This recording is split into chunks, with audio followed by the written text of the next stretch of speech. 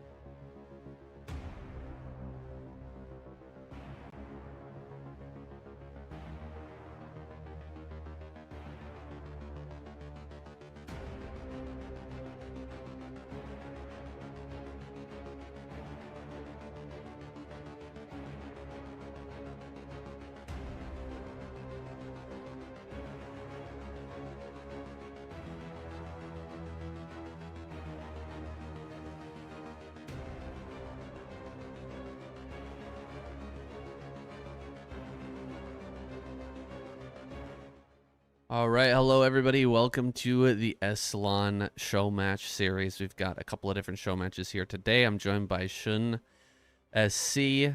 Done this before. We don't know what's up, but happy to be back for some more 2v2. Yeah, looks like we got a couple of special show matches coming up here. First, we've got the Bulgarian battle, the revenge match on Team 1, Nemu and SCV Force going up against Dexter and Voodoo.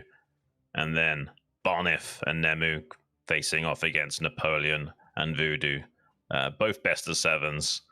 A little bit of money on the line as well. And I'm sure we're going to have some very fun 2v2 today. Absolutely. Last time, I was completely green to this, guys. If you're watching right now, if you're coming in from the Discord or you're used to watching Shun and I cast 1 versus 1, you might be wondering, you know, is there really a 2v2 scene? Is this actually something that's happening?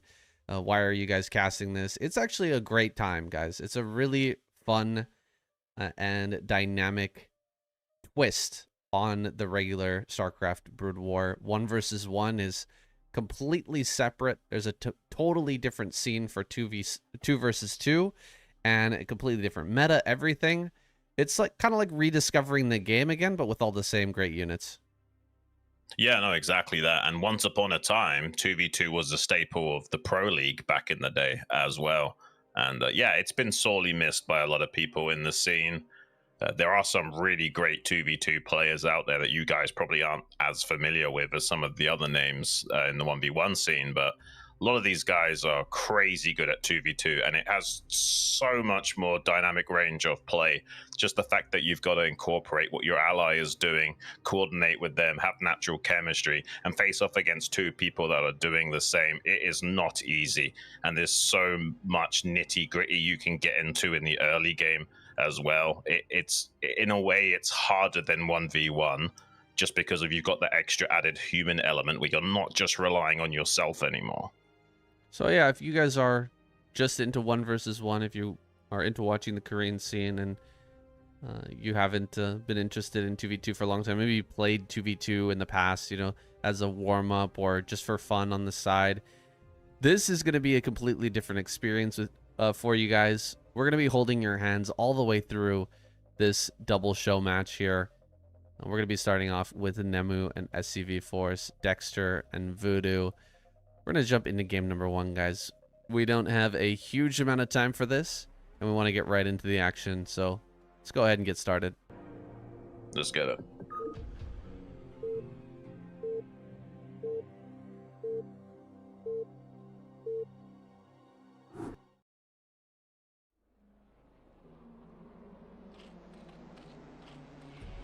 Spawning here on team number 1 in the top left as Zerg, Nemu.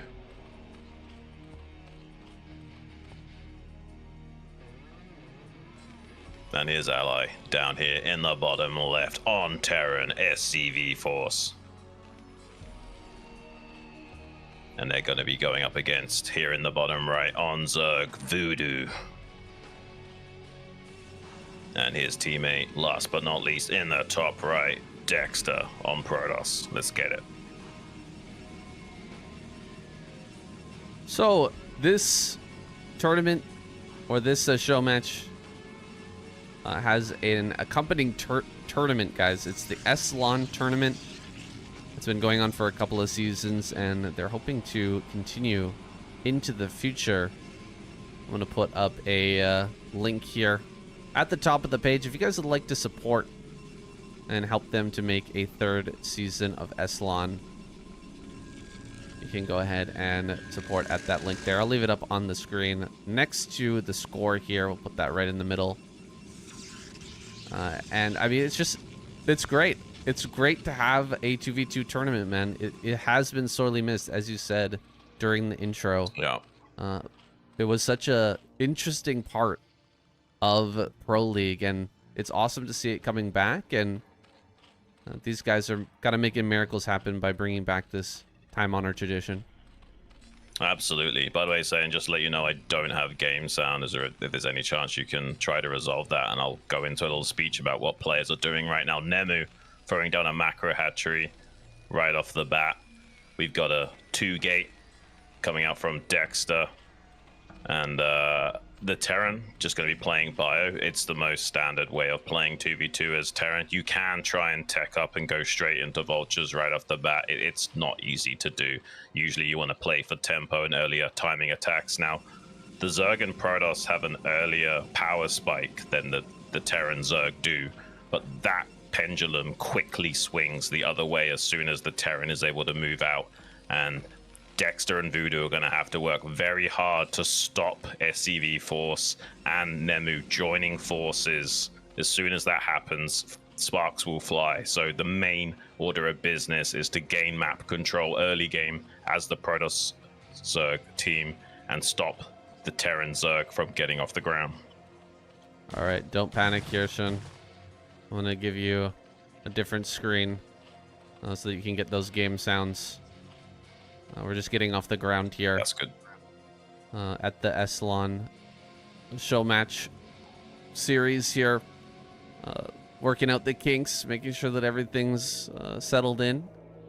These guys are already on the move. Dexter and Dexter and Voodoo heading up towards Nemu, who's over here at the top left. Does he have the defenses necessary to block this? You can see he's not teching up like his Zerg counterpart. He's actually going to have to invest quite heavily into links to hold the two players heading towards his base right now. Oh, he might get caught over in this corner. Can't be losing any links right now. Doesn't have a sunken colony just yet. It's on the way. But he's going to go ahead and block at the bottom of the ramp. Great surround on that Zealot there. A little bit out of position from Dexter. Losing that early Zealot's going to make it hard for him to come down this ramp. However, Voodoo is taking hard here. He's got that layer on the way. So it's going to be up to SCV Force to get out on the map and then eventually come over here to cover for Nemu in the air. Yeah, he might exactly have to do that. Dexter and Voodoo look like they want to put a lot of pressure on and maybe punish a lack of a safety sunken, but they've been unable to do so. And Nemu being very proactive, chipping away at the Zealots, trying to get a contain on this ramp as Zealot has just now fallen. And there's a slight production advantage from Nemu for circumnavigating, going for that early tech. And he is overwhelming the conjoined forces of the Zealots and Lings of Dexter and Voodoo. So now there's no contain. The Terran is coming out onto the map somewhat undeterred. There's a couple of Dragoons meeting them in the middle. They're not going to be in significant enough number to fight these Marines back. Now, Nemu and SCV Force going to be able to explode onto the map and force a response. They've got a little bit of a brief moment of power here while Voodoo is waiting for that tech to come online. That Spire is nearing halfway done, but he'll only be able to provide a few scantlings for his ally for the time being. Dexter is on the retreat, trying to fight from the high ground here with the Dragoons. 4 is a pretty good number, but he can't be losing these. Ooh, 2 of them go down. Only 1 really remaining. This other one gonna die so darn quickly. 3-gate Dragoon is a little bit of a greedy play for Dexter, and he may end up getting punished for this. Yeah, CV Force gunning for those weakened Dragoons if he can. Some links coming in from Nemu to help buffer. There are obviously Dragoons on the way, but they're going to be very staggered since there's hardly any units out right now for Dexter. He's having a real tough time hanging on. He has been breached. There's a few Zerglings coming up in reinforcement from Voodoo, but it's not going to be enough. Dexter taps out, and that's a quick win on the board for Nemu and SEV Force. Very quick game there indeed, but that's how quick these games can end when you're in a situation like that, 2v2. The moment that the Terran pops out, if you're not ready for it, can very quickly spiral out of control. And so we're going to be hopping directly into this game number 2, guys. Give me just a moment here. There we go. We're ready. We'll jump straight into this next one, guys. Starting that game now.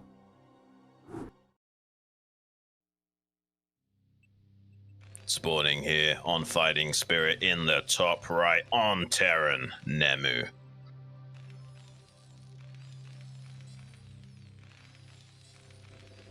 And his ally down here in the bottom right. Also on Terran, SEV Force, double Terran, very unorthodox. And they're going to be going up against here in the bottom left on Zerg, Voodoo. And his ally up here in the top left on Protoss, Dexter. I'm imagining that one of the players here playing on random. And so that means the other team don't quite know that it's double Terran just yet. But this is going to be a 1v2 on both sides of the map for a while. It's going to take a long time for these two Terrans to start working together. Yeah, double Terran, probably one of the weakest 2v2 squads. Very difficult to get any pressure going in the early game. I mean, you can go for proxy barracks and stuff like that. It's just super, super risky. Generally, we won't see players try to do something that crazy. And so they're probably going to just have to bunker down really hard. One of them go for bio, one of them go for mech, or what do you think we might see out of these two, Nemu and SEV Force?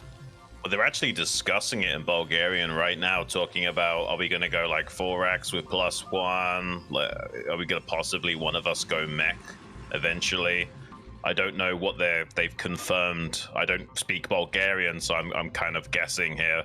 I imagine they won't want to rush into mech for a while, just because of Mutalisks being a factor. Now they're talking about Vulture drops and Valkyries, so yeah, okay, maybe one of them is going to be a little bit more tech-centric while the other guy goes for heavy bio. Seems like it's going to be Nemu focusing purely on bio, and SEV Force going to be attempting a Vulture drop with Valkyries. Protoss' Zerg squad has a lot of early game potential. Could really try to put on the pressure. SEV Force will have a pretty decent wall. Not a fully tight wall, though. There will be a bit of a gap here on the right-hand side that Lynx can slip through. Zealots won't be able to, but Yellow Voodoo is going to be a bit of a danger here for our pink magenta Terran player, who is going to be setting down, a factory here. Is that actually a full wall right there? I don't think so. I think that's links still fit through that. Yeah, in that configuration, I think it's still not link tight. I think there is a way on a different spawn that might be able to be link tight, but not in this one. Yeah, I think there's a way on some spawns where you can put the factory here and the barracks there, but I don't think this is the right setup here on the top of the ramp, but I could be wrong on that. Anyways, factory is on the way. Lings are coming. Hopefully there will be an SCV for this gap because there's no Marine. Oh my gosh. Being pretty darn greedy here. Adding on as well. Uh-oh, SCV Force in a bit of danger. I guess he can't get by that? Really? A little bit surprised. Oh, that's actually surprising. Yeah, I'm a little bit surprised at that as well. I thought that wasn't link tight. Well, okay, well, that does change things a little bit. He's going to instead fall back and deal with a little bit of a counter pressure from Nemu. This is very aggressive from Nemu. You probably would be ill-advised to go for something like this. Maybe he just wants to draw attention away from SCV Force, but I feel like that was a little bit ill-advised. Like 4 Marines barely beat 4 Lings, and you should be expecting a lot more than 4 Lings at this point in the game. Seems like Dragoon's going to be mass-produced here by Dexter. So the early game deficiency here from the Protoss players being made up for by these early Lings, and there's really no pressure that can be done. Oh, he's gonna catch this Vulture as well. Oh my gosh, that Vulture at bottom center getting caught there is absolutely brutal. Bunker on the high ground. Mines is about to finish, but Dragoons have already arrived, and they might be able to track this down. In fact, Lings are going to get out ahead of this, and that Vulture is dead. 2 Vultures down already. That's really painful. That it's really bad. Yeah. Oh my gosh, that's really, really tough. The fact that the Zerg has been able to expand this quickly as well is very problematic. We're about to see why Terran is one of the worst 2v2 teams, I imagine.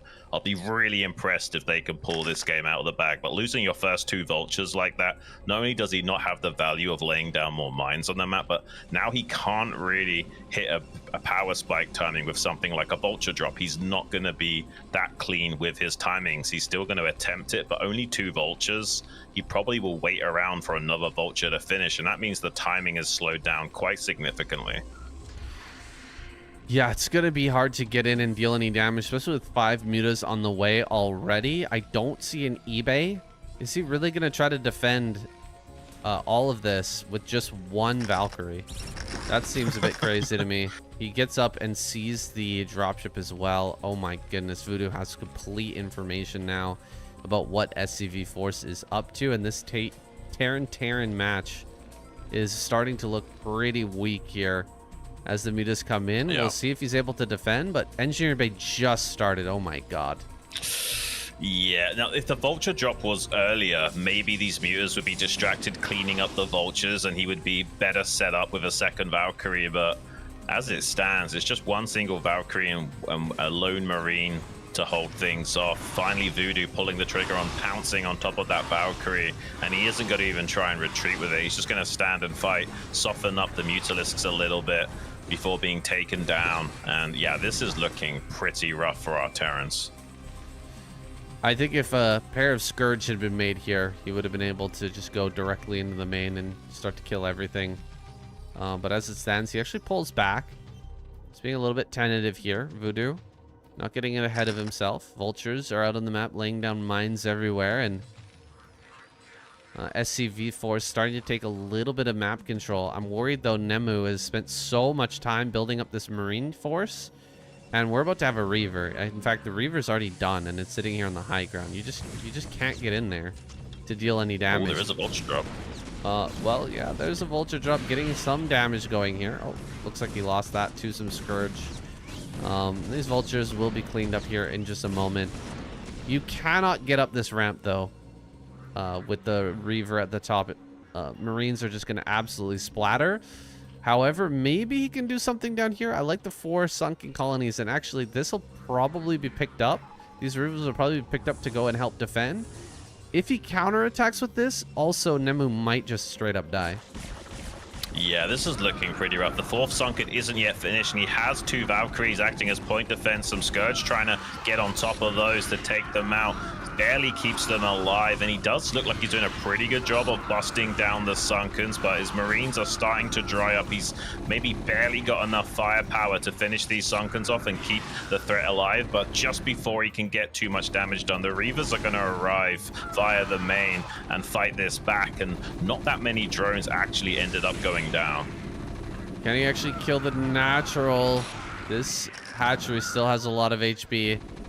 He can drive back the mutas, it seems, with the Valkyrie. Oh no, not quite. Looks like the spread here pretty good, and that means that the shuttle can stay alive and continue to maneuver these Reavers into position. Nice hold here from Dexter and Voodoo's combined force, keeping this natural alive and keeping them in a very decent position. Still, I feel like SCV Force has gotten away with a ton here by just not having any anti-air, man. he's not even building turrets. Okay, finally some turrets coming up. They've kind of defended by attacking, I suppose. The only reason why Voodoo didn't pull the trigger on running it down on SCV Force after killing the first Valkyrie was just because, you know, a repaired Valkyrie will kill those 5 or 6 mutas that he had that were already softened up. So he's bought him a little bit of time, and Nemu's keeping the aggression on, trying to get on top of this Reaver before too much splash damage can come down. He will pop that Reaver like a zip, but there's not enough remaining Marine forces to really accomplish much beyond that. And the fact that they haven't really slowed down the economy of Voodoo at all. He's sitting on 29 drones, which is more workers than either SCV Force or Nemu have. There's just too much economy on Team Dexter and Voodoo right now. Yeah, Dexter and Voodoo looking poised to take this game. Just need to be careful not to walk into any mines. Keep that Reaver safe. Reaver on the high ground here with the Dragoon. That's definitely going to deny this attempted run by from SCV Force, and he doesn't really have anything else to do in this game except for try to run some vultures around and see if he can get any damage going, and it's not working out well. Nemu still kind of stuck on Marine Medic. Can't really transition here without first getting this factory online, and it's not quite there yet. Vulture's trying to run by again, but triple Sunken Colony gonna make short work of that. Yeah, just not finding purchase anywhere, and we may be seeing a tap out here soon from SCV Force. Yeah. Yeah, Nemu, excuse me. Yeah, I think Team Terran are just a little bit discombobulated. When you're opening 1-1-1, it's already flimsy enough in 1v1, let alone 2v2. You kind of have to have success right off the bat to snowball the lead. But the fact that he's been on the back foot pretty much all game long, he's not providing much value here to Nemu, who's also hard countered by the Reavers. And now Dexter's expanding as well to consolidate their economic lead. Moving in now, closing the distance on Nemu. Dragoons up on the high ground with the Reaver in conjunction, and now Mutalisk in air support. This looks like it could be the final blow to knock out these two Terran gamers. Yeah, double T is very, very difficult to pull off. It's possible, but if you're not super familiar with it, I'm sure it's going to be really, really hard to make it work. And just due to how much conversation there was at the beginning of the game, you can tell that these guys weren't really prepared for it. GG ends up being called here. Nemu taps out. SCV Force will follow here in just a moment. He's got a little bit of tank action going on at the front. Valkyrie tank is a strong combo, but with how much economy and units have been put together here by this team, the writing's on the wall. There it is. GG is called. Another win on the board there. This time for Dexter and Voodoo. Tying up the series one game apiece, and that's what you kind of want to see, though. I don't like it when you got these games where it's just like one-sided affairs. I imagine that with these gamers, it is going to be a little bit back and forth, especially with Nemu on random.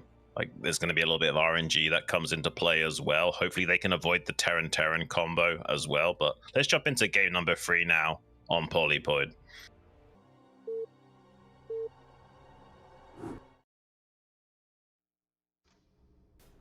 Spawning here in the top right on Terran, SCV Force. And his teammate down here in the bottom left, cursed by the RNG gods. He's on Terran again, Nemu. And they're going to be facing off here in the top left on Protoss, Dexter. And his ally down here in the bottom right on Zerg, Voodoo. Unfortunate, and again hitting that double T. Maybe we can see a win though. Got to be a little bit more conservative though with the early Marines. Yeah. Play it out a little slower. You can't really rush things this Terran, and especially as double Terran in 2v2. You really have to slow things down. I think the Vulture drop was a reasonable idea, but had to be a little bit more tentative with that. And you got to be able to get the Vulture drop in before the mutas come out. A lot of things went wrong there. Let's see if these guys can put it together this time. Starting off with a wall here on either side, but in opposite corners, that's going to make it even harder to combine forces. Right, and yeah, just to talk a little bit more about why Terran struggles so much in 2v2. You've got that factor of you take longer to get set up, so joining forces feels like a very arduous task. But it's the fact that you kind of both want to play bio to be optimized, but that doesn't feel good because then, you know, the Protoss player can just counter the bio and then he's countered both players, and that's not ideal. So one of these guys is probably going to have to go tech every single time they get Terran, and there's not really that many good options. I don't think he's necessarily going to try the Vulture drop Valkyrie combo again. We'll see. Maybe he feels like he just had a bad run of it and he can make it work this time around. But yeah, I'm not really liking it. And the fact that it's cross-map spawns as well, like you say, going to be so tough to work together as a team. Yeah, we can see SCV Force this time going to be going for bio. They switched up the roles here. Nemu going to be opting for that gas build. And you're right, kind of have to split up the roles here. Otherwise, you're going to get completely countered. And in fact, big problem with having a game like this or a situation like this where you're split on two sides of the map is that the player who counters you can attack you, and the player who counters your ally can attack your ally. So, you know, we'll probably see a Reaver made from Dexter. He's going to come up to the top right and try to challenge SCV Force, and then we're going to have Mutas made from Voodoo, and he's going to go down to bottom left and challenge into Nemu. Actually, double factory is going mech. So a little bit of a difference. Yeah, I like that a lot more than trying to play 1-1-1, honestly. Like, you can start off with a few vultures for map control. I mean, you could then go into Mass Goliath or whatever you want to do. I think that's going to have a lot more meat on the bone than the 1-1-1 play we saw in that last game. I feel like if you're going to play random in 2v2, in an ideal world, you're best doing that alongside a Zerg ally. I think there's no bad options then. If you've got a Zerg ally, like ZZ's really strong, ZT and ZP also great. I feel like if you're going to random with someone, you don't want to do it alongside a Terran, but maybe these guys can make it work. Give him the benefit of the doubt for now. Spire here. Get started. Calling it out. Mutas are on the way. You guys can see these guys chatting in game. You would think it might be better to be in a voice call with each other, and I would also probably say that might be better. But a lot of these guys are old school, you know.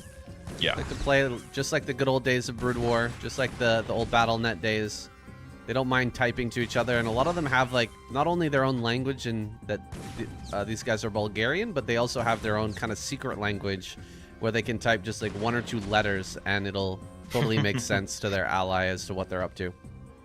No, it's totally true, and yeah, most of these guys are pretty much of that same mindset where they prefer the old school style, and I guess, you know, maybe that helps them focus as well. Maybe talking can be a little bit distracting while you're playing a game that's as intense as StarCraft. And, you know, as long as you both got, ooh, beautiful surround on that vulture after trying to lay a mine.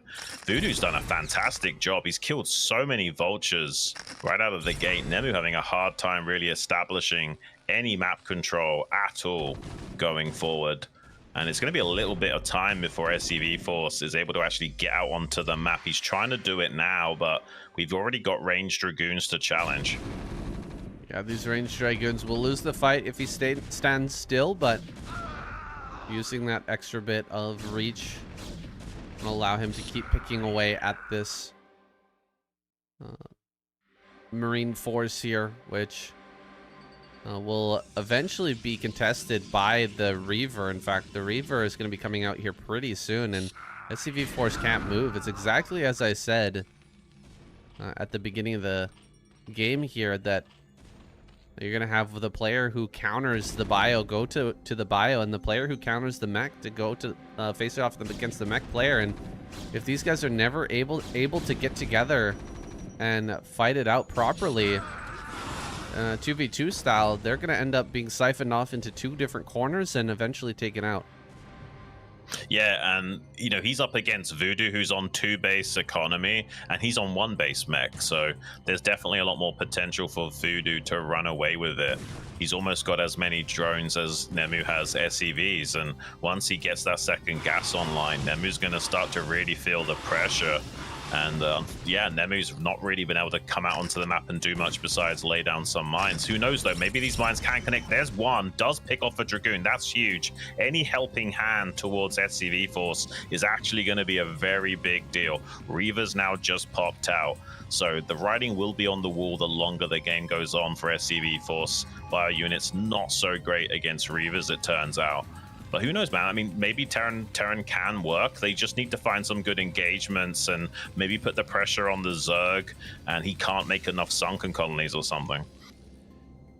Goliath Marine is a real combination. Usually it's brought forward by a Terran player who's taking on Zerg in that TVZ matchup. But, you know, maybe it could be utilized to push back the shuttle and make it possible for the Marines to actually deal their damage. However, you know what? Decks are not moving. I thought he might just come across the map and really start to just lay into SCV Force, who's really not well defended and who's only really making Marines, but he's not moving at all. And so he's left his ally wide open. This is a really strong attack coming in. The Goliaths are going to tank a lot of damage, and they can deal a lot of range damage to these Mutalisks as well. And the Marines are going to be adding on the DPS, cutting through these sunken colonies so quickly. And again, just no movement here from Dexter. He's finally heading out with the shuttle, but he's so late that his ally is about to die. Yeah, this has worked out great for Nemu and SCV Force, and I really agree with their choice of play. I feel like just leaning on the Zerg was their main path to victory here, and it's worked gangbusters. The main is completely breached. There's going to be a counter-attack here from Dexter to see if maybe he can knock out SCV Force and then turn this into a 1v1, knowing that the mech player will not be that ideal in combating him with only one base and basically dealing with a more traditional Protoss army while he's got predominantly Goliaths for the time being. So maybe Dexter can turn the tide here by just running it down on SCV Force. Yeah, it looks like there's no way for SCV Force to live through this. He's trying to set up a bunker here, but bunker is going to be made. They're going to make short work of that bunker with only one Marine in it. I guess just counterattack, right? Just counterattack immediately. There's not really another choice. He's actually going to split off some workers here. 500 minerals in the bank for Voodoo. Tries to sneak off to the top center to try and put down a base there, but it's not going to end up working. Lifting off and just running away is the move here for SCV Force. Meanwhile, Reaver, can it defend back at home? Looks like he's going to lose this. Oh, Voodoo actually got eliminated. He wasn't able to make anything. That's kind of funny. Could have thrown down like maybe a gas geyser here at the natural or something, but didn't do that in time. So he gets eliminated. He's out of here. SCV-4 is still a factor. He's got these floating buildings. He's going to be able to save this CC, and he's actually got quite a few SCVs as well. So he's not out of this game by any means. Wow, this could be a bit of an oversight by Dexter here. He does kind of have to finish off SCV Force to simplify the game state. Nemu is not that far behind in the expansion timing right now, so while the game state might be okay for Dexter right this second, as the minutes tick by, that's going to change very rapidly. Nemu pushing up onto the high ground, tries to gun down this Reaver. It's so low. Couple of Marines now also trying to breach the ramp to save the day for SCV Force, who isn't quite yet back to mining. He's just about to do that now. And it looks like they might barely have enough forces to get up onto this high ground and reclaim the main. They are going to do so, getting up here with the Marines. I mean, Dragoons are great, but they don't deal with the Stim Marines too well. He needed to keep that Reaver alive, and he almost managed to keep it alive. It was so close, but had no shuttle to try and juggle that. He could try to come over here again and just finish off SCV Force with a couple of Reavers. If his micro is good enough, it's almost impossible to do anything with just pure Marine medic. Yeah, it's really cute, by the way. Nemu was like, repair my repair my Goliath real quick. Tops the HP of that off. Every little helps in situation. Beautiful target firing does pop one of those Reavers, and with the Goliath helping out, can also keep the shuttle at bay. A little bit tougher for the shuttle to come in here in an optimal firing position while it's being chipped away at by those Karen boosted missiles. And now some reinforcements from Nemu have arrived as well, a tank and some vultures to shut down the harassment of Dexter. This is going to be really problematic for our Protoss. He definitely could have won a 1v1 with Nemu, but now the SCV Force is back in the game and will creep his way into being a more formidable force once more. I really do feel like this is going to be such a tough game for Dexter to win now. It looks like we may have a victory for the double Terran squad. Like we said, guys, it's not impossible. If you make a mistake against this team, SCV Force and Nemu will punish you. And taking a win with that double Terran army, it wasn't feeling likely especially since that last game, but it's got to feel good here for SCV Force and Nemu to get that win with this unlucky composition. No, that's definitely true. And Dexter, he's doing what he needs to. He's taking a third base at 12 o'clock. He kind of has to do that.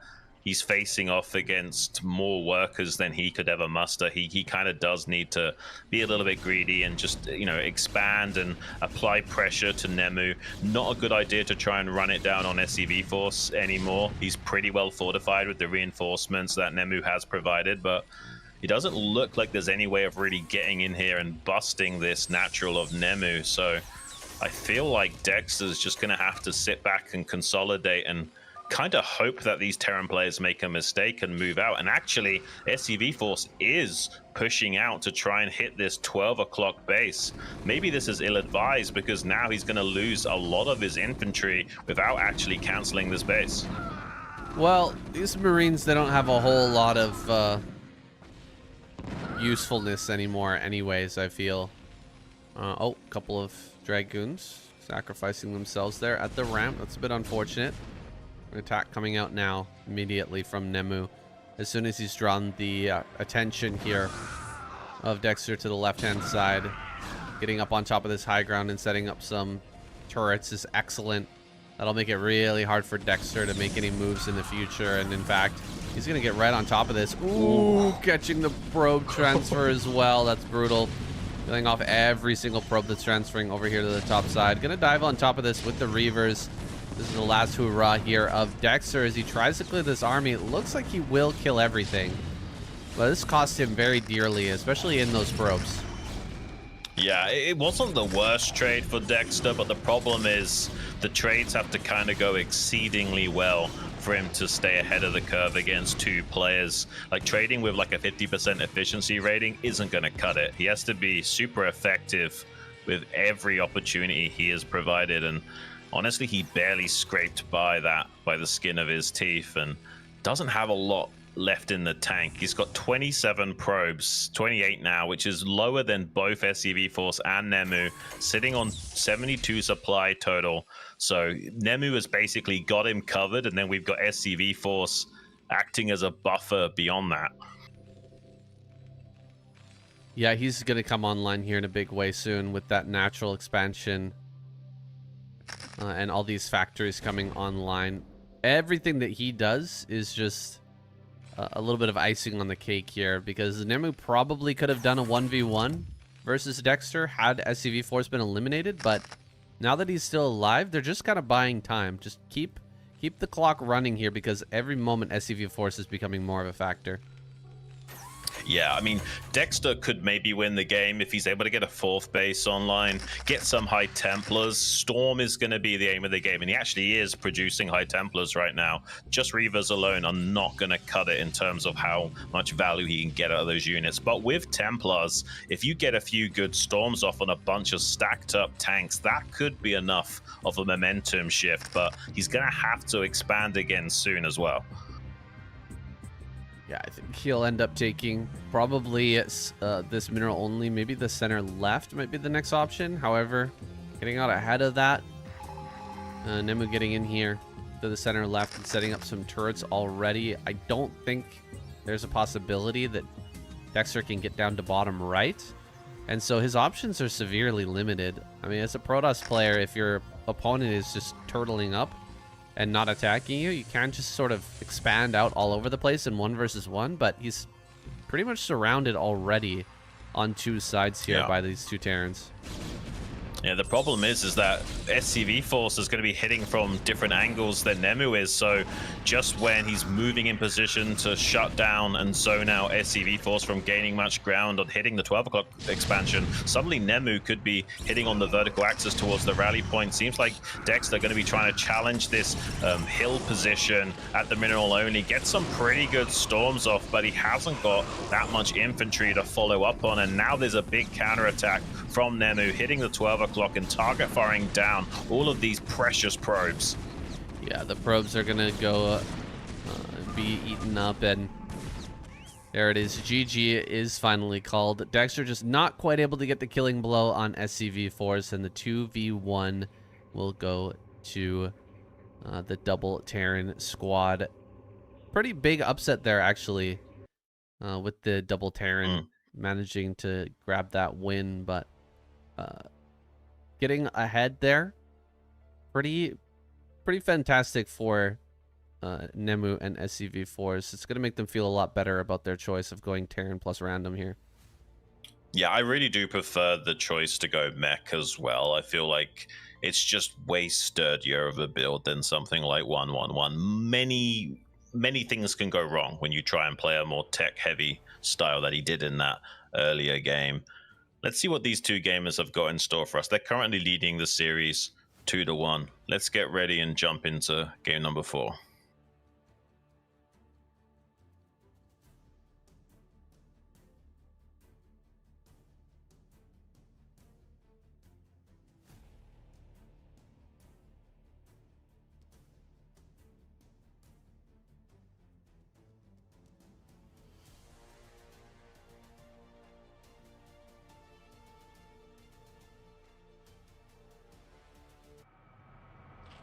Spawning here in the top center position on Python, the Zerg Voodoo.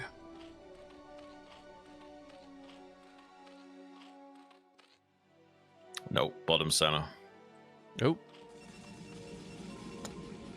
And down here in the 6 o'clock position on Protoss, his teammate Dexter. And they're going to be facing off here on the right-hand side of the map on Zerg this time, Nemu. And his ally spawning on the left side of the map, SCV Force on Terran. So Terran versus Terran Zerg this time. I think this will work a lot better for these two gamers. Yeah, they're probably going to be feeling a bit of relief there that they didn't get double Terran for a third time. That would be a little bit painful. This is a best of 5. Am I wrong about that? I believe it's best of 5. 7. Best of 7. Okay. So not quite on match point here just yet. You're gonna have to get 4 wins, but still a little bit of pressure right now to Voodoo and Dexter. Yeah, I love TZV PZ. I think that's one of the best possible 2v2 combinations you can get. We talked a little bit about that in game number 1. There's like a tiny difference in power spike. The Zerg Protoss comes online much quicker with the initial 3 Zealots in conjunction with the Zerglings. Seems like SCV Force going to be going for that bio play, which is probably the most standard way of playing this matchup in particular. SCV blocking the probe scout from coming in, so Dexter can't quite get a confirmation on the build just yet, but does manage to slip by eventually and get in there and see that it is going to be a bio build. There's a bit of a mini game going on here in the top right. Both players, both Zergs, with overlords inside of each other's mains, seeing who's going to blink first and build a spawning pool. And in fact, Voodoo builds his first, afterwards going for a hatch here on the ramp, whereas here Nemu actually went for a 12 hatchery on the ramp, so he has a bit of a eco advantage, but it's going to be a little hard to defend the double gateway play plus his Zerg opponent at the same time. It could be a little bit tough here for him. Yeah, he's actually making a safety sunk right at the edge of his creep to kind of hedge his bets, and now he's thinking, okay, I don't need that sunk and I can be a little bit greedy and try and make this towards my ramp. My link should just barely be in time so I can still defend this. He's probably gonna block the ramp a little bit with some drones to buy a few precious seconds since the Zealot is about to arrive, and then the Ling should get there just in time, but he does lose a drone, and now it's gonna be 6 Lings versus 6 Lings and a Zealot. He has to play this very perfectly. Does manage to get up to 8 Lings now, but here comes the 3 Zealots. Yeah, that sunken colony is super close to finishing though, and as it does, he's just gonna have to pull back. This is a very nice hold from Nemu. The cost of that drone definitely paying off here. Gonna try to come out on the map and combine with SCV forces, moving with some Overlord or with some Marines. 4 Marines is a little bit scary to try and move out with, but he actually gets an Overlord kind of for free here. Overlord from Nemu is moving into position, trying to help out with a bit of detection at this ramp. So that's kind of nice, helping out his ally. And this counterattack coming through. Actually, can he get up here? Looks like not, and gonna get flanked to lose all these lings. No, he slips by there, just barely able to get one more kill on those lings on the ramp. Slipping into the main. Can he get any kills on these drones? Forcing the lost mining time there for a moment, and it's gonna take a minute for these to kind of reset. More lings slipping in, and the Marines are here as well. This is a dangerous moment because he wasn't finishing the sunken colony in time. Uh-oh. Oh, SCV Force and Nemu doing a lot of damage here. And what can the counterattack accomplish down in the bottom left for Dexter? Yeah, I don't think he started that sunken quick enough. Maybe he should have hotkeyed it so he could make it remotely while microing, but he was so busy dealing with the Ling run by that he now is basically breached. There is a counterattack though from Dexter against SCV Force.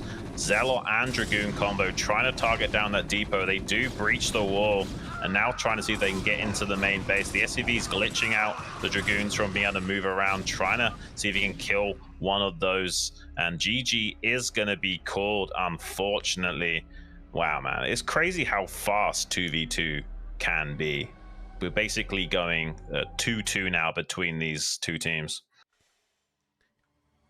Yeah, falling apart really quickly there. I thought they were going to be able to put more pressure onto Nemu, but he was really bold, sending out his initial few lings to immediately go and attack Voodoo, trying to take advantage of the fact that he was trying to attack and didn't have the sunken colony done quite in time. Really well played by SCV Force Nemu combination. These two are very aggressive. In fact, SCV Force really bold moving out that early.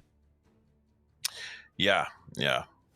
What map have we got next? Oh, I don't remember this map. Gemlong. I'm actually not that familiar with this map. Oh, no, I think I have seen it once or twice. It's a bit of a weird one. Let's get into it, guys. Game number 5 on Gemlong.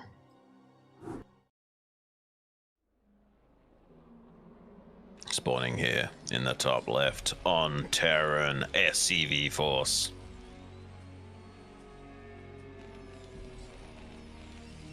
And his teammate here in the bottom left, now on Protoss, Nemu. And they're going to be facing off against down here in the bottom right, the other team, Dexter on Protoss. And his ally in the top right on Zerg, Voodoo.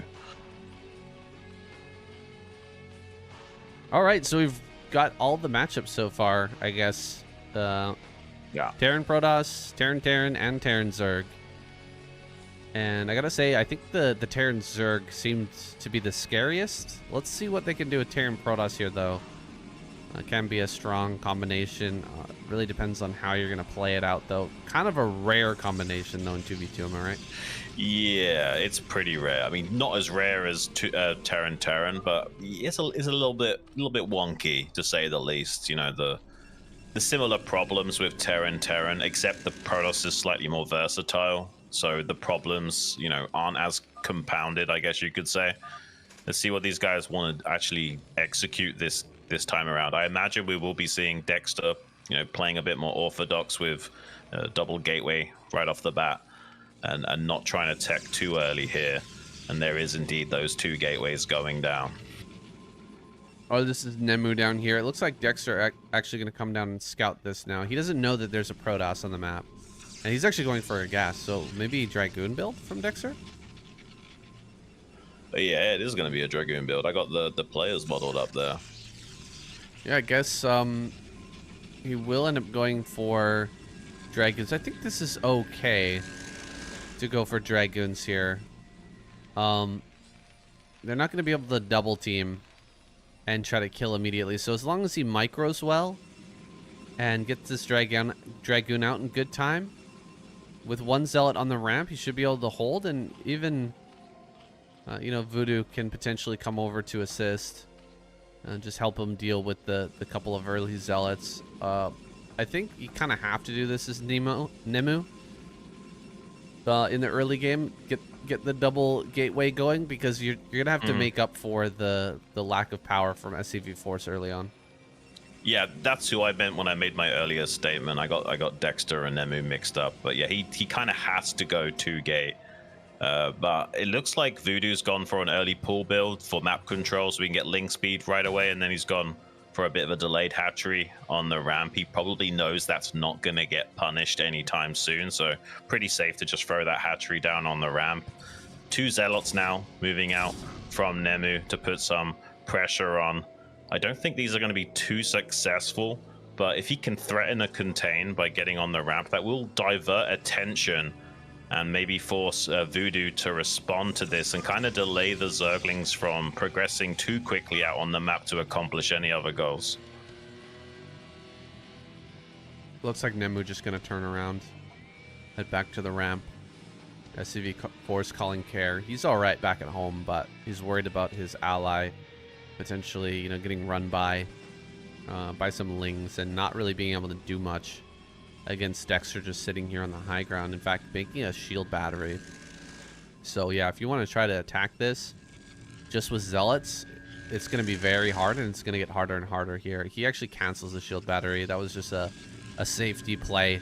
Following up with DT, in fact.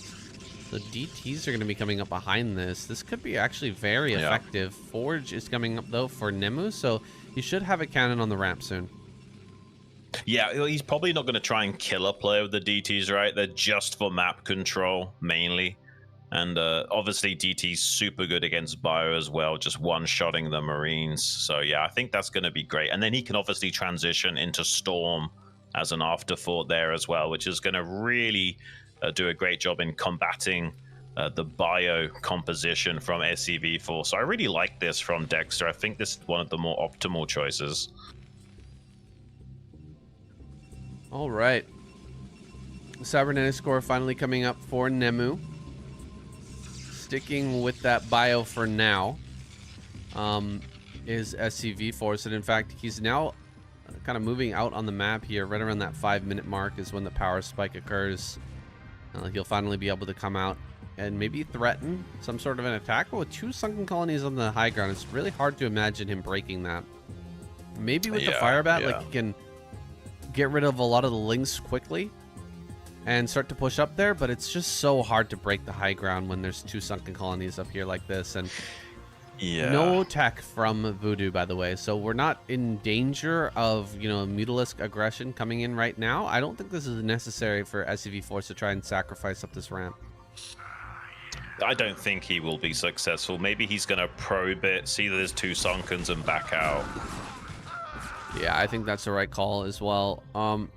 Natural is trying to come down here for Dexter, and that's a result of him going for DT, right? He should be able to just be safe with DT. You can't really attack him, and so this Nexus allows him to just safely macro up while just focusing on that tech. Yeah, sometimes you can just ignore the DT and maybe get a cancel on the Nexus, but he's going to try and check the ramp and see if there's any weakness there, but I don't think he's getting up here at all. And the longer he stays here, the more that he's going to lose for trying to cancel this Nexus. And he did try and see if he could get a cancel on that one. Scan does come in. He actually will clear out the DT, but there is another one. Scan will run out in just a few seconds as a random duration of 8 to 11 seconds. Second scan now coming down, but there's 2 DTs to target. I don't think he's going to get either of them. This is really unfortunate because they traded so many units and didn't really accomplish much. This is a very good hold from Dexter in conjunction there with Voodoo. We saw the scan come down, and I thought there might be a bit of something there for those 2, but they end up not really getting much done. And now full map control goes to the pink-purple squad. These guys are going to be macroing up like crazy, and should be able to take, a natural here as well. Where's the fallback option now for SCV Force and Nemu? Are they going to go for like a tank push, like try to combine one massive army and try to break one of these players? Even if they do, it's going to be hard to keep up with the other player who's managed to expand. Yeah, I don't think there are very many good options, you know. Like, they're going to be facing off a much stronger economy. I think the only way they could win is if they somehow catch Dexter and Voodoo out of position and maybe force a mistake or something. He is getting an observatory out with observers, is Nemu. So maybe his DTs could reign supreme, maybe snipe a High Templar or two. There's actually a High Templar just straggling out onto the map right now. That's just asking to be killed. Yeah, is he sending that up to his ally? I guess for the high ground I to guess just sit so. there for a storm. That's Yeah. it's kind of crazy risky. But DTs try to breach this ramp, not gonna find anything. Can he find that High Templar? It looks like it's not a mistake, man. Dexter knows that that's there, and he just wants to get it over to the high ground for his ally. I think so. Yeah, Well, luckily it is going to be able to do that. The DTs don't even know it's there, so he's going to get away with that. Very brazen. I mean, there was definitely a world where the DTs ran into that in transit and killed it. Finally, SCV Force going to be moving out, sniping the High Templar with the value of that observer that Nemu provided him. Now both players can attempt to expand, and there is going to be a vision advantage for Nemu and SCV Force. They've got scanners, they've got observers, whereas Voodoo doesn't have overlord speed. So, you know, maybe now their DTs will be providing a lot of map control going forward. it's possible that Nemu and SCV Force can get their naturals up, and they can try to deny a third from Voodoo.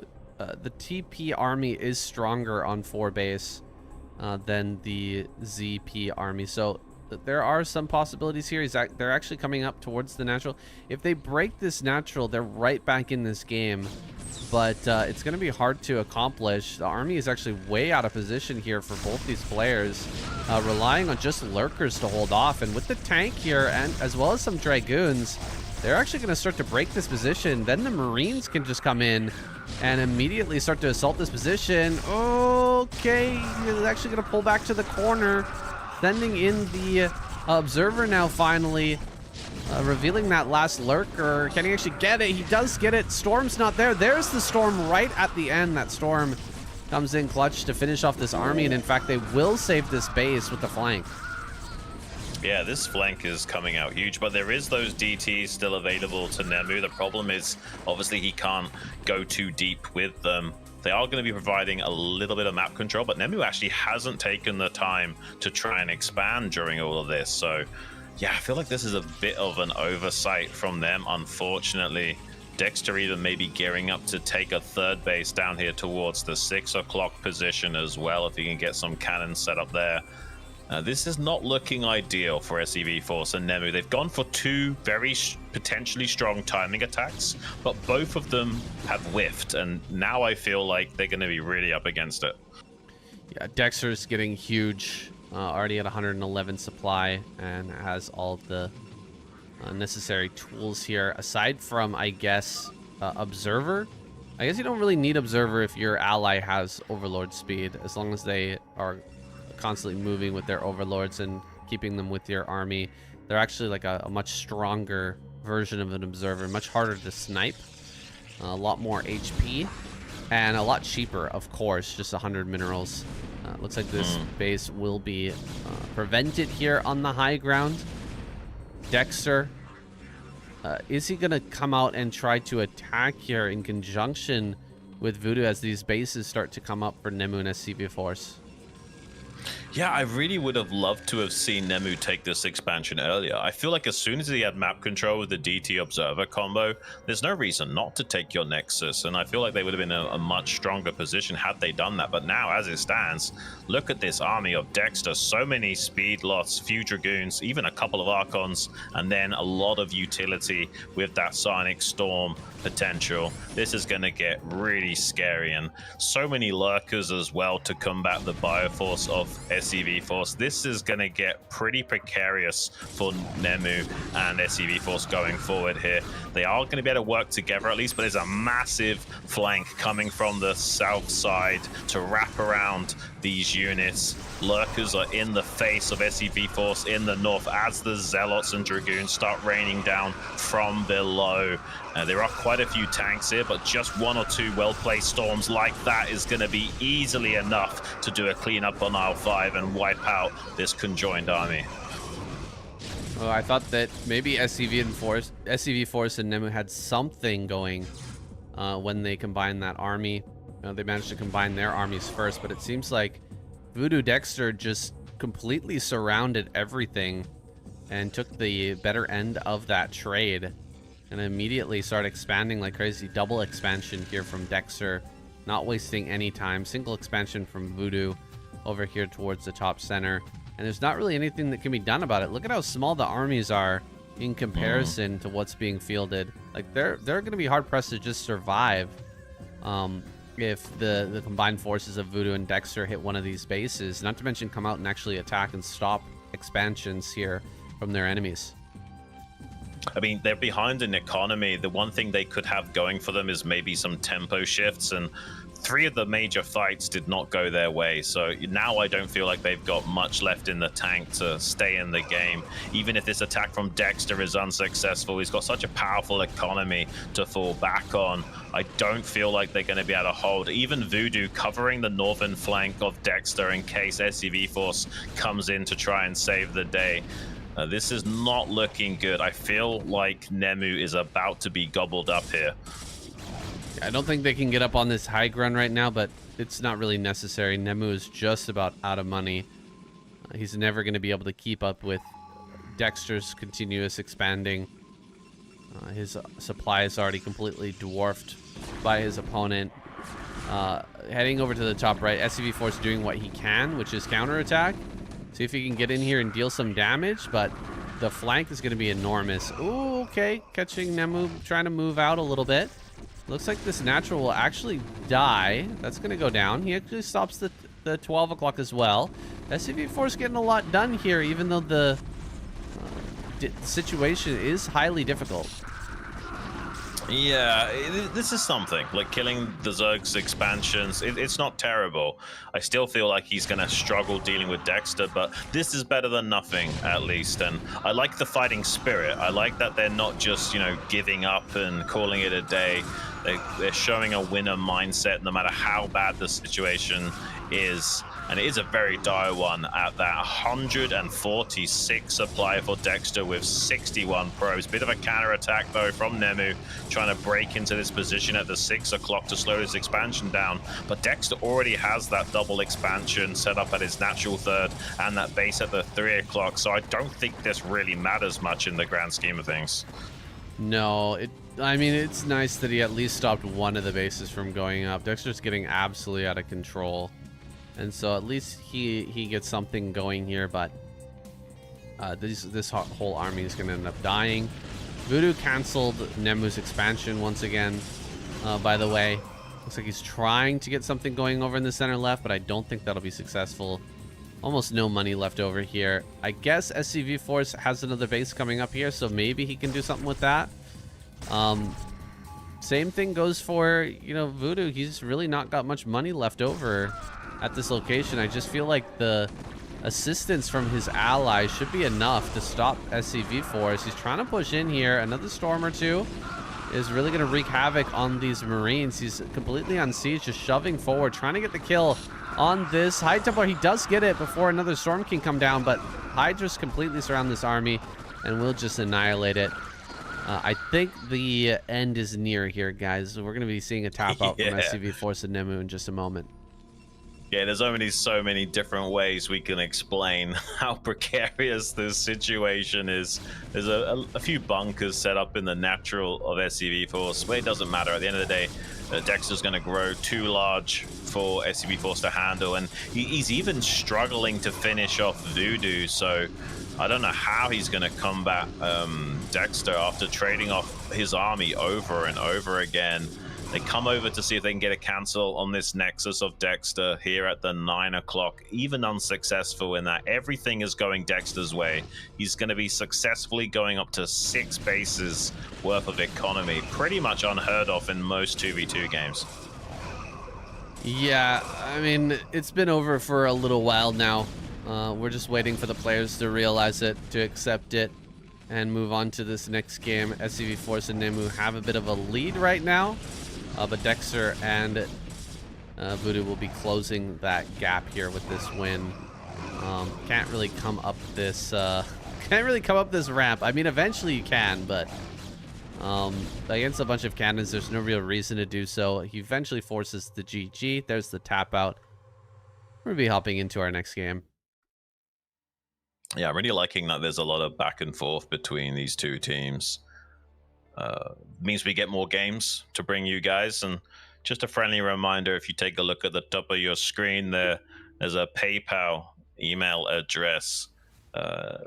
There's not much 2v2 coverage in StarCraft, but there's actually a pretty sizable 2v2 scene. And if you guys like what you see and you'd like to see more of these 2v2 events, especially the main SLON 2v2 tournament, please dig deep and give generously to Felizardo, the guy organizing these events. There's plenty of people that want to play 2v2 and want it to be a bigger thing, but we need your help to do so.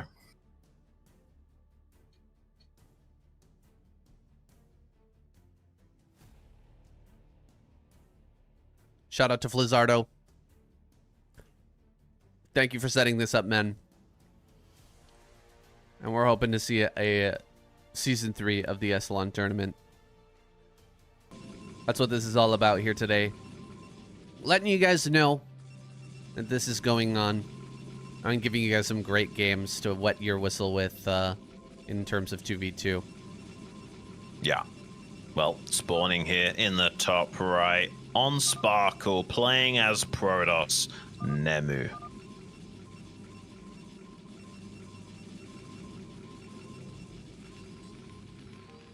And in the bottom right, on Terran, as always, SCV Force, his teammate.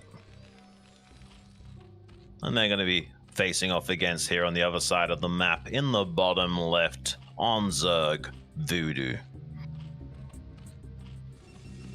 And his ally in the top left. Last but not least, on Protoss, Dexter.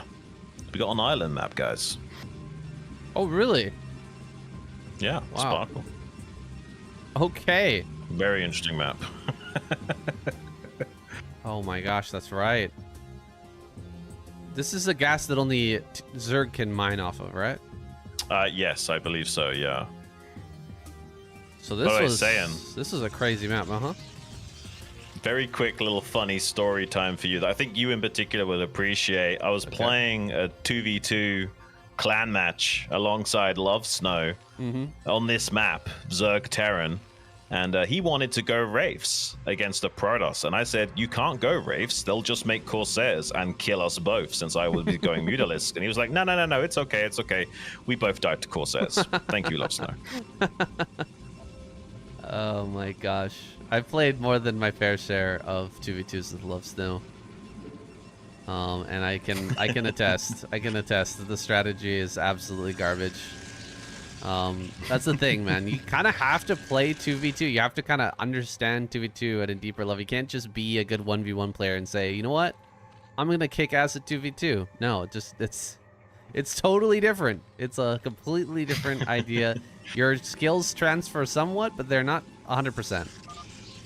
Yeah, I mean, you see that a little bit with Bonif. Obviously, he's a fantastic 1v1 player, so his micro ability does translate really well to 2v2. But even he, someone that relies so heavily on his micro, has to, at the end of the day, have chemistry and work well in conjunction with his teammate. And that's what's so special about 2v2. There's nothing that really compares to it. Especially considering it's StarCraft. Like, the game is already hard enough for 1v1. The fact that you're adding in more human elements with having to have chemistry with a teammate and then deal with two opposing players that are both doing different dynamic ranges of play, it gets so complicated so quick. You kind of have to be on the same page. You have to be on the same page. You have to be able to cover each other's weaknesses as well. Preempt the opponent. Get out ahead of them, and not only defend yourself, but also help your ally to defend themselves. There's certain timings that are just so unique in 2v2 where you can help your ally just completely skip over certain techs that are 100% necessary in 1v1 to just survive by giving them a little bit of cover with stuff that you're already building.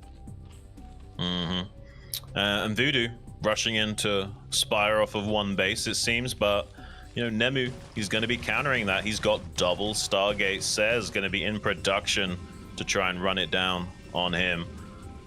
Will be tough to deal with that, honestly. Like, it's not easy playing Mutalisk against double Corsairs, especially when you can't punish on the ground with Hydras. You don't have to make Mutalisks on Sparkle. Technically, you could try and go for, like, Hydra drops or something. It's just so tricky to pull off against a good player. He's never going to let you actually get across the map with those Overlords unpunished. So usually you do kind of have to stick with the Mutalisk style. Nemu knows it, so he's gonna really commit to a strong anti-air force with that double Stargate. It's possible we could actually see Nemu struggle, though, with this drop coming in, because if this gets in with a Reaver, like, he's completely relying on cannons to defend himself, right? Nemu is. So pretty much. If a Reaver gets over here, you're kind of dead. Like, there's nothing you can do about it. He'll have to catch the drop coming over. It's a little bit of a shame that Dexter sent this in first. With the couple of Zealots here, he might be able to get a building or something. But if he had gotten the Reaver over here first, I think that Nemu would have just been completely dead in the water. Like, there's nothing. Again, there's nothing you can do once the Reaver's there if you're going to try and fight with, you know, probes or whatever. Right. I do really like that Nemu moved into interception course on that shuttle, though, because now the Reaper's going to pop out, but he's going to have to wait for a shuttle to be built. That'll buy some valuable time for Nemu to kind of set himself up more in this game. Seems like Voodoo trying to put the pressure onto SCV Force and hit some of these SCVs and what have you in the natural, while Nemu was distracted on his side of the map. But now the Corsairs are coming down to assist, going to be clearing out some of these Overlords. Did he have, I think he had 2 Overlords down there. That's a bit of a mistake from Voodoo. I think he just lost 2 Overlords. He's severely supply block now. I can't really make anything for the time being. Has a few Scourge, a few Mutas, but unfortunately these Zealots weren't in position. Like, I think he could have gone to the side here and killed one of these Stargates and given his ally a bit of a chance. Dexter could have to make more Mutalisks and actually win that air fight, but since he wasn't able to get the kill on that, I don't know if Voodoo's capable of winning that. Maybe with the second gas coming online, there's going to be a third gas as well. Ooh, he got in. Oh my gosh, he wasn't paying attention. Oh, jeez. Nemu was dealing with the Mutas down in bottom right, and so he missed this Reaver coming over. And now the problem that I was talking about earlier has come to pass. There's just nothing you can do about this. Not with Corsairs. I mean, Yeah. he's making scouts right now. He's in such desperate straits. Anything that shoots down, I guess, saying would definitely assist him in this situation. He He's took some taking damage. quite a few cannon shots. Yeah, I mean, the Reaper's a little bit softened up now. Oh, taking some more shots. It's actually quite hard to get the angle on the cannon because the range of the Reaper is determined by map region, so you kind of have to find the sweet spot. So usually doing it from the left and right is not so ideal. From below and above tends to work out better, because the map regions are a little bit more favorable. Ooh, does lose a couple of Corsairs, but not nearly enough to be too problematic. He will still maintain air superiority over Voodoo, but this is starting to stack up. The Reaver's still alive. I don't think a scout is going to be enough to make the difference. Terran is trying to come in here with some Goliaths, though. Maybe these can make the difference. Oh my gosh, okay, the Goliaths are going to come in. I guess the Zealots weren't very quick to come and help out with this, and the Reaver died to the cannon, which is crazy.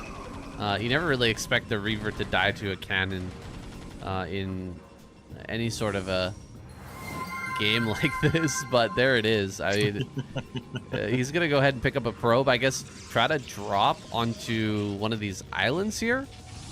And yeah, indeed, he is going to try to take this island. Voodoo is starting to get really powerful, though. I don't think that Nemu can maintain air superiority anymore, especially not with this amount of gas rolling in now for Voodoo, and the lack of a second Stargate from this point on. Well, Goliath drop can be really strong, though. It's a shame that he wasn't able to snipe that shot before the Reaver actually got out. Cannon warps out, but doesn't actually assist in killing it off quick enough. He does lose the Reaver to the probe surround, so, I mean, he's still alive, but he's only got 16 probes. Basically half of Dexter's right now. Not looking ideal at all. I think maybe there's a chance, though, that Terran can tip the balance. I mean, if he goes Goliath drops with assistance from the Corsairs, I think there's a chance of making it work. It's just going to be super tough. Yeah, I mean, there's a possibility here that, you know, he loads up a whole bunch of Goliaths and attacks the Zerg. They use the Corsairs to bust through everything. Maybe it's gonna be tough. There's gonna be Reavers coming over here as well, but they're gonna go for it and just see if they can't make it happen, if they can't make it work here. Just 2 drops, so only a maximum of 8 Goliaths. You'll have to go back and get more if he wants to start to break the sunken colonies here. 3 sunken colonies is the perfect amount to kind of start to deal with this. He's not really engaging just yet. Gonna lose a couple of Goliaths here in a second. There they go. Goliath starting to fall, really taking the sting out of this Goliath force by killing off a bunch of these. Down to just 2 now. Gonna take this engagement finally. And it looks like this last sunken colony getting a lot of damage in. 1 Goliath left on 8 HP. That's not quite enough to deal the damage they need. Yeah, with the +1 weapons upgrade, base basically made the difference. Oh, shuttle coming in here into the main base of Nemu. The Goliaths, unfortunately, not on target fire, so the shuttle doesn't die, but he loses a dropship with 4 Goliaths in it. This game is pretty bonkers, saying. And now these 2 Dragoons are causing Nemu such a headache in the main base. There's no more assistance from the Goliaths of SCV Force in the base anymore, and the Dragoons, if microed, can be really annoying and run around the base and pick off buildings from a distance away from the cannon fire. Coming in yet again with another drop, another 4 Goliaths in that dropship, in conjunction with the Corsairs, could be great, but he's dropping, I think, far too deep into the base. He didn't have to commit that dropship like that. Could have gotten out with its life and go back to elevator more Goliaths down here. I think he needs to just stay away from the sunken colonies and try and hit the natural drones from mining. Yeah, he can get up on top of this high ground for sure. I mean, these sunken colonies, you don't have to approach them. Meanwhile, Nemu taking a lot of damage. Yeah, he's just been holding on with cannons, and it's not great. Against a Protoss player, you need something a little bit more. It's a bit unfortunate he didn't build something like a Reaver. Just try and shore up these defenses. Oh gosh, these Goliaths are on kind of a move command. He could go in the back corner here and deny a lot of mining time, but he's not really thinking of that at this moment. And so a lot of damage is getting done to these Goliaths. They're not nearly as effective as they could be. At least he's denying the mining at the natural for now. Yeah, I mean, Dexter does have that 3rd base, but he's not yet mining from it. This is a pretty weird game. Unfortunately, Nemu looks like he's slowly gonna die to the Dragoons of Dexter there, unless Terran can somehow assist. I think he has got a couple of dropships making their way downtown to that base of Nemu to try and save the day, but Nemu's on 2 probes right now, but they are doing a lot of work inside the main base of Voodoo. Voodoo does not have hardly any income right now, and we'll be saving the main base of Nemu with that Goliath force, and he has got a few minerals stacked up, so he can, you know, go back to making those probes and mining in, but he's distracted, so it looks like he might get a bit of a slowdown on the CC that he's trying to build here in this precarious situation. I'm not a big fan of this move from SCV Force. I feel like saving Nemu is a lost cause, and maybe dealing more damage to Voodoo might have actually given him a better chance. You can get in there and really get on top of this mining, prevent the mining from happening, and maybe bring a tank over here or something like that. Maybe you can actually get the kill, or at least, you know, save this base. But he actually lost the dropship over here and didn't really get much out of it. And he's going to lose this base over here. Oh, yeah, there's a Reaver over here. Oh, boy. Oh. This is tough. SCV Force Yeah. 3,000 minerals in the bank, by the way, but just can't really spend anything because he's got so little gas. Would have liked to have seen him just throw down a bunch of turrets, man. Like, just completely surround Yeah. this base with turrets if you've got that much money in the bank. I mean, you could throw down 10 turrets and it would barely make a dent in that bank right now, so I'm kind of insane. I guess it is what it is, though. He just needs a little bit more gas. Unfortunately, wasn't able to get that expansion up successfully, and I think you might be onto something with how much attention SCV Force has thrown defending Nemo. Now he's kind of lost the tempo that he needs to shut down Voodoo. Voodoo's back off the ground. He's back to mining. Massive drop in the base of Nemu now. So many shuttles. That's like 5 shuttles with a ton of units. Even though he's allocated so much attention and resources to defending his ally, it's not going to stack up to much. There is the Corsairs gunning down the shuttles. That is quite a lot of minerals, but he's eventually going to have to let his ally die and not really accomplishing too much besides the Corsairs running around and helping out a bit. Yeah, these Corsairs are going to end up getting taken out eventually. The +2 armor on these Scourge making them so much more effective against the Corsairs at this point with not even +1. So Nemu is now out of this game. He can't really do anything anymore. 0 probes. 300 minerals, but he's about to lose his last Nexus, so he can't really make anything. I guess he's got a shuttle here, but nothing inside of it. That's a little bit unfortunate, and I don't see how SCV Force can now win this. He still hasn't set up any turrets around his base, just struggling to play on this crazy map. Sparkle goes over to Voodoo and Dexter, evening out the series, guys. We're going to a final match. Wow, very exciting. Yeah, I think it's a bit unfortunate. I feel like SCV Force could have won that game if he had just diverted more attention to pressuring the Zerg and just, I know it sounds bad, but just letting his ally die and also allocating those resources that he was helping his ally to also set up a third gas. I think then suddenly he can spend all of those minerals he's got banked up, and then it's more or less a 1v1 against Dexter on an island map. That's actually pretty good for Terran. I feel like that would have been a better case scenario. But as it stands, we're going to go to a decider match here on Vermeer.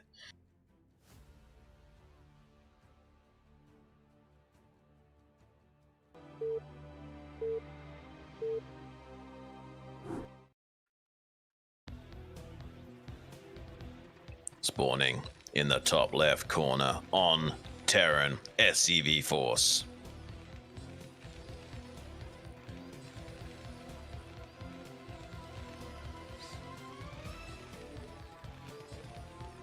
And his ally getting Terran again on random 3 times in 7 games.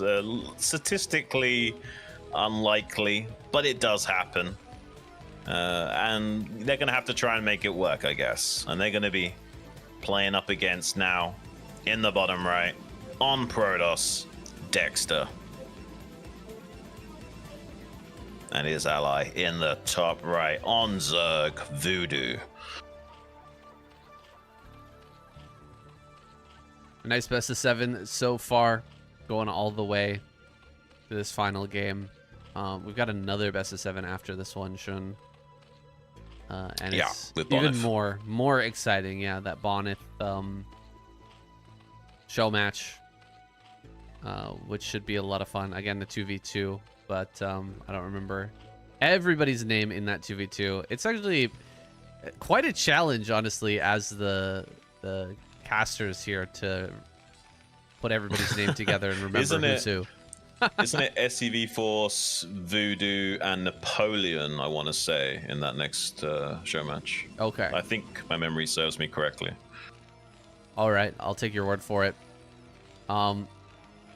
Who's going to be the meching player? Who's going to be the bio player? It seemed to go a lot better with, was it Nemu going mech?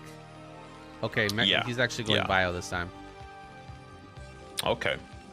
They're both going bio. Oh my gosh. They're just going to bite the bullet say, maybe we can go for a tempo play and go a bit hyper aggressive. And this can work, but you do kind of have to, hit those earlier attack timings before the splash damage comes online for Dexter.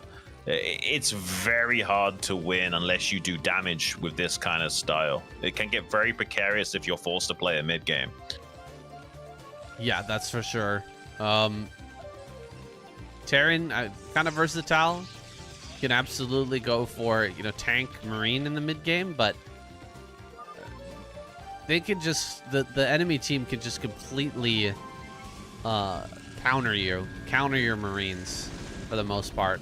Get rid of them in such a cost-efficient way that the real backbone of the army just gets removed a little bit too quickly. I think this could be bad for SCV Force and Nemu, man. We're gonna have sunken colonies on the high ground here for Voodoo, and we may have a Reaver coming up pretty quickly for Dexter as well. I'm not sure who's the soft target in this circumstance. What do you think? I think you mean for the Terrans to hit, or the other way around? Yeah, they got to be aggressive. I don't think there is an easy answer. I feel like you have to attack Dexter, but if he makes a forge and cannons on the high ground, you're gonna have a bad day. But maybe, you know, Dexter's a little bit greedy. Maybe he only makes one cannon on the high ground. Who knows? Maybe it's possible.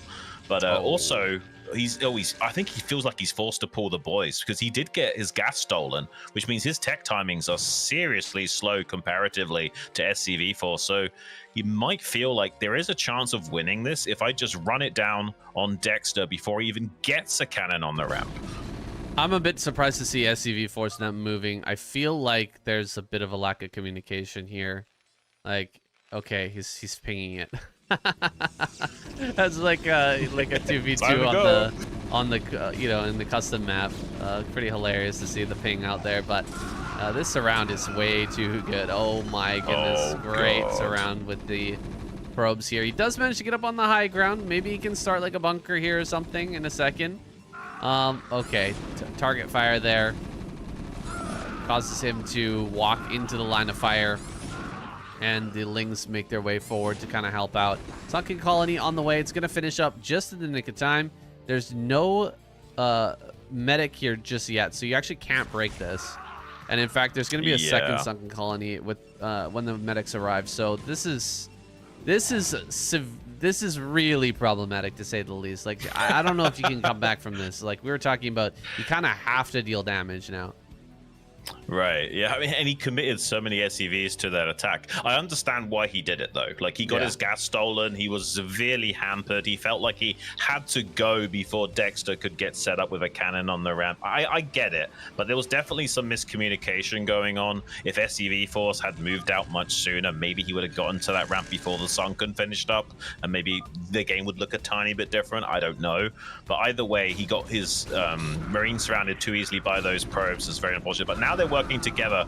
He can kind of use the medics of SCV Force to keep his own Marines alive. Maybe there's a way of busting up this ramp. There's only one cannon and just a few Lings to buffer. Probes now coming, but there is a Firebat helping out, do a lot of splash damage to those probes. Look how easily those probes fall, and suddenly Dexter is completely breached. Hang on a second, saying, is there a way for them to turn this around? Wow, he's gonna try and run into the mineral line now, get as many kills as he can. That one Firebat does go down. Probe's just gonna make a run for it because these mutas are coming in clutch. They're gonna be able to save the base here. No way he's got enough Marines right now to actually save this. Only 11 probes remain at the end of this fight, but he's still got a chance to come back now with the mutas taking control of this guy. Yeah, I mean, maybe that was enough damage to Dexter. I mean, he didn't technically die, but that's a lot of lost mining. Quite a few probes did fall in all of that. And Voodoo hasn't got that many drones. It's not like he's been super greedy this game. He's playing a pretty tight build himself. I think it's possible. I don't think it's easy, but I think it's possible there's a way of navigating this to victory now. I feel like the win percentage went up from something like 5% to like 15 or 20 or more. I feel like this is a way more playable game now for Nemu and SCV Force. The scary thing I think right now, though, is eventually there's going to be a lot of mutas. And then there's going to be a Reaver as well. Even though the economy isn't there for Dexter, once the Reaver comes out, you can micro that and cover it with the mutas. It's such a scary combination, changing into factory play now, both these Terran players. So we'll be starting to pump out a few tanks pretty soon. He's actually going to go double Goliath right here. And I'm not sure if that upgrade was Karen boosters that just finished, but he's definitely going to have a good chance of dealing with this attack. But you can see, like, you have to come in here and actually fight the turrets with the mutas. But once the Reaver's there, you can just kind of park the Reaver outside of range, kill the turrets, and the mutas just cover everything and keep the Reaver alive. And it's kind of insane to try and knock that out of your base. I think the Goliaths are probably the right choice to end up doing it, but he's getting on top of killing the Goliaths here before he can even stabilize. Nemu losing another turret here. Bioforce coming down from SCV Force to try and stabilize the situation. Got to deal a lot of damage right now to Nemu if he wants to try and win this game. Voodoo will be pushed back here in a moment, but this was seriously a big swing for Voodoo and Dexter. Yeah, no, that's for sure, saying. I mean, maybe that would have looked a little bit different if he had preempted the repair on those turrets and just charge at them with the SCVs as soon as he saw the mutas flying in, and buys a few extra precious seconds and deals more damage to the muta flock. Maybe he wouldn't end up losing so many SCVs in the aftermath of that. As it stands, this looks pretty dire. There is a science facility on the way for SCV Force to put a clock on these mutalisks and get into Irradiate, and you can also eventually get EMP maybe to help combat Dexter later on if there is going to be Templar tech. Right now, though, still has to deal with these Mutalist Force. +1, so close to being finished. Kind of forced to try and save this engineering, but he will still get that upgrade, but it doesn't really matter. There's now Zerglings breaching the main base in conjunction with that Mutalist Force. There's just not enough anti-air because SCV Force is such a white knight in assisting his teammate. He's not going to be able to defend himself again. Yeah, that Bioforce is a little bit slower than the mutas to bounce back and forth between these bases. And there's the Reaver. This is what I was talking about. Oh my gosh, the combo of Reaver and Muta is so deadly. Oh, what a hit there. And SCV Force is just about out of it now. He's lost all of his SCVs. He's lost all of his Marines. And suddenly this giant swing has gone in Voodoo and Dexter's favor. Like, what does Nemu even do from a position like this? He's got no teammate any longer. Yeah, well, not only does he not have a teammate, saying, but he doesn't have much of a hope or prayer going forward. He's trying to get in here to assist his teammate. That CC is so low, but technically he's not dead. He is going to save this CC. He has got 6 SCVs on the ground to maybe try and recover that economy, but if Nemu has to keep all of these forces up here just to defend his teammate, then suddenly the other 2 players can just start running it down on Nemu. I mean, is Nemu even able to defend the Mutaling that's barreling down towards him right now? I lost it. I don't know where the shuttle is. I think the shuttle might have died, Jun. I think the shuttle might have gone down off screen. I'm sorry about that, guys. I missed it. Maybe Nemu picked it up with some Goliaths, but I don't think it's going to matter. GG has to be called. And SCV Force just going to tap out Nemu. Gonna happen the same way for him here in a moment. There he goes. GG. And Voodoo and Dexter end up taking the series here in game number 7.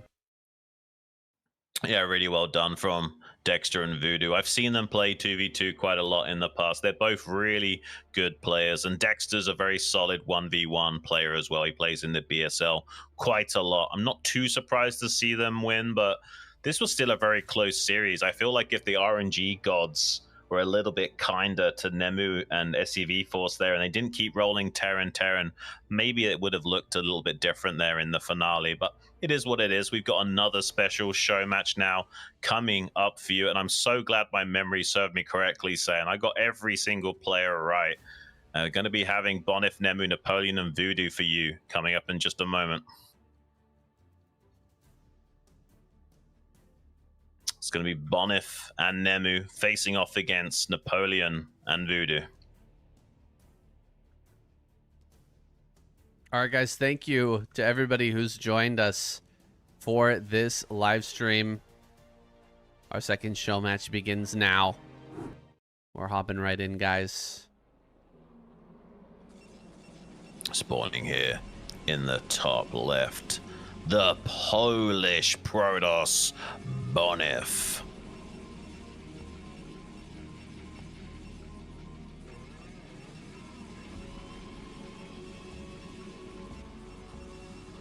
And his teammate, also on Protoss, you just saw him play a moment ago, Nemu.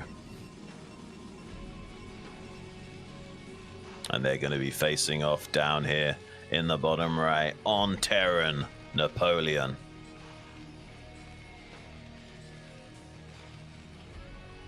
And his ally in the bottom left. You also just saw him play on Zerg, Voodoo. Napoleon, also a guy that plays 1v1 pretty darn good in the BSL, and obviously so does Bonif. I'm sure pretty much everyone watching knows who Bonif is. Quite literally one of the best foreigner players there are. Not even Protoss player, just one of the best players. And the best foreign player that's not Chinese is DeWalt, and Bonif actually gives DeWalt a pretty big run for his money. Yeah, every season of BSL, we end up seeing those two face off against each other, and there's always crazy sparks. You never know who exactly is going to win each and every season. It goes back and forth constantly. Bonnet is a monster, and he's teamed up here with our player from the last series, Nemu. Switching it up. All right, I guess still playing random, right? He must be still playing random in this series. Oh yeah, for sure. Voodoo sticking with the Zerg. But guys, I just want to let you know this series is brought to you by SLON, and their leader Flizzardo invited us here to cast this show match series for you guys. His PayPal link is at the top of the screen. If you're capable, if you're able, and you want to see more 2v2, excuse me, consider giving him a bit of a donation to help him bring us the next season, season 3 of the SLON 2v2 tournament. Yeah, please give generously, guys. We want to keep 2v2 around. It's such an awesome way to enjoy StarCraft, both as a player and a viewer. And certainly as casters, we really do enjoy bringing you guys these games. It's just so much different. It's like a breath of fresh air compared to 1v1. So much different craziness going on, especially the early game. It's insane. Okay, so we've already got some action. Voodoo went for a hatchery first towards his ramp, but as a result has got his gas stolen. That's going to really sandbag his map control, not having access to that link speed. Yeah, not having access to link speed. He's not even going in for the geyser, I guess, just assuming that would be canceled. In fact, it is canceled. He's actually going to come down here and take a third. Oh, that's crazy. All right. No, excuse me. Sunken colony. Yeah, that would be nuts. There for a second. Ooh, surround on the Zealot was pretty good. But he has got a contest with 2 Protoss worth of Zealots, so I guess it makes sense you don't want to throw a hatchery down right now. It's kind I got a little messed up with the teams here. Yeah, it is the double Protoss versus the Zerg Terran, so the extra pressure from the double Protoss is going to require a pretty big response, and I don't think this is an overreaction at all, but maybe coming up this ramp, a mistake here. You need to have something down at the bottom of the ramp, otherwise a run-by could occur. If you lose all the lings, then these 3 Zealots could just walk right past and give you a lot of troubles by going behind these mineral patches. So very important that he doesn't lose all of those. Now the Vulture is here, so gonna begin with the micro, actually getting a lot of value here. Napoleon has that patrol micro on lock, and in fact going to be assisted by the links here, chasing all of this down and getting some pressure going. Can he get over here and do anything though? Dragoons are already out, and I'd say no, both players are going to be well defended against this Vulture play. Oh my god, he's going to lose that. Oh no, the Vulture goes down. You kind of need the Vulture to shave the shield's HP off of these units. The Vulture obviously not going to be doing too much damage to the hull hit points of these units, but they do true damage to the shield, so it can be really great in helping the Lings absolutely shred through the Dragoons by first shaving off that shield. But, I mean, this still went pretty good for them. Voodoo traded really well in that defensive posture. The Sunken was pretty much firing 24/7, so he traded great against the Zealots and now has an opportunity to do some heavy lifting against the Protoss in conjunction with the Terran. But a little bit of miscontrol and positioning with those Vultures do shut down that aggression. And we got a Hydra Den now on the way, as well as an expansion for Voodoo. Meanwhile, the Terran down here in the bottom right, Napoleon, going to be expanding himself and has a tank out with mines already. 3 gate from Nemu, whereas Belnith going to be opening with a Robo, getting a couple of cannons on his high ground and taking his natural. I think I kind of like the progress here from Napoleon and Voodoo. I think that they're going to be in a very good spot if they're able to get everything online here. Because of this extra hatchery, Voodoo can really start to spam out drones here early and get into a very powerful Hydralist play. You don't really need layer in this situation when you're up against the double Protoss. Hydras are going to do a lot to just add on the damage and tank a lot, whereas the tanks are going to be able to deal the majority of the damage. Voodoo going to provide the fodder, and Napoleon going to provide the tech. And the mines are doing a lot of heavy lifting right now, right? Like, both players are able to expand because, you know, Bonif's just sitting back waiting for that observer to finish this entire time. So they can't really move out, or they might just risk running into minefields. So basically, just having a few vultures and mines out on the map means that there's a lot of room to breathe now for Voodoo and Napoleon, getting these expansions underway. And just when that observer starts to move out and sweep the map for those mines, they've got a lot more units available to them. You can start throwing down a few Sunkens, pump out a bunch of Hydras. Napoleon can keep churning out tanks. Suddenly this looks a lot more playable going forward, but they will probably be getting 2v1 now, both Protoss forces conjoining and barreling down towards Voodoo. Oh god, this mine's gonna connect potentially. Oh, okay. Does manage to clear that out. Yeah, this is a little scary, that's for sure. He's gonna try to utilize this mine if he can. Oh, it would be really nice if he could pick up that observer, but it looks like he can't. Does not have range here just yet, and is being attacked by this kind of awkward amount of units at a kind of a strange time here. Nemu built nothing but Dragoons this entire time, so he has a pretty massive force to combine with Bonif, his Dragoons, his Zealots, and the Observer to actually push through this position. And in fact, he's gonna get, or they're going to get this natural pretty handily. The tanks here are coming in from behind, but could just be dived upon immediately. They don't have enough fodder here to defend, and in fact, it's going to be the downfall of this army. Not enough stuff here for Napoleon, not enough fodder in the front of that army to actually make it work, and so everything just falls apart. Very nice play from the combination attack, Bonnet and Nemu, just sticking with full-on production and getting that little bit of tech to break the space. Yeah, I think that result would have been the same even if he had 4 Sunkens set up there.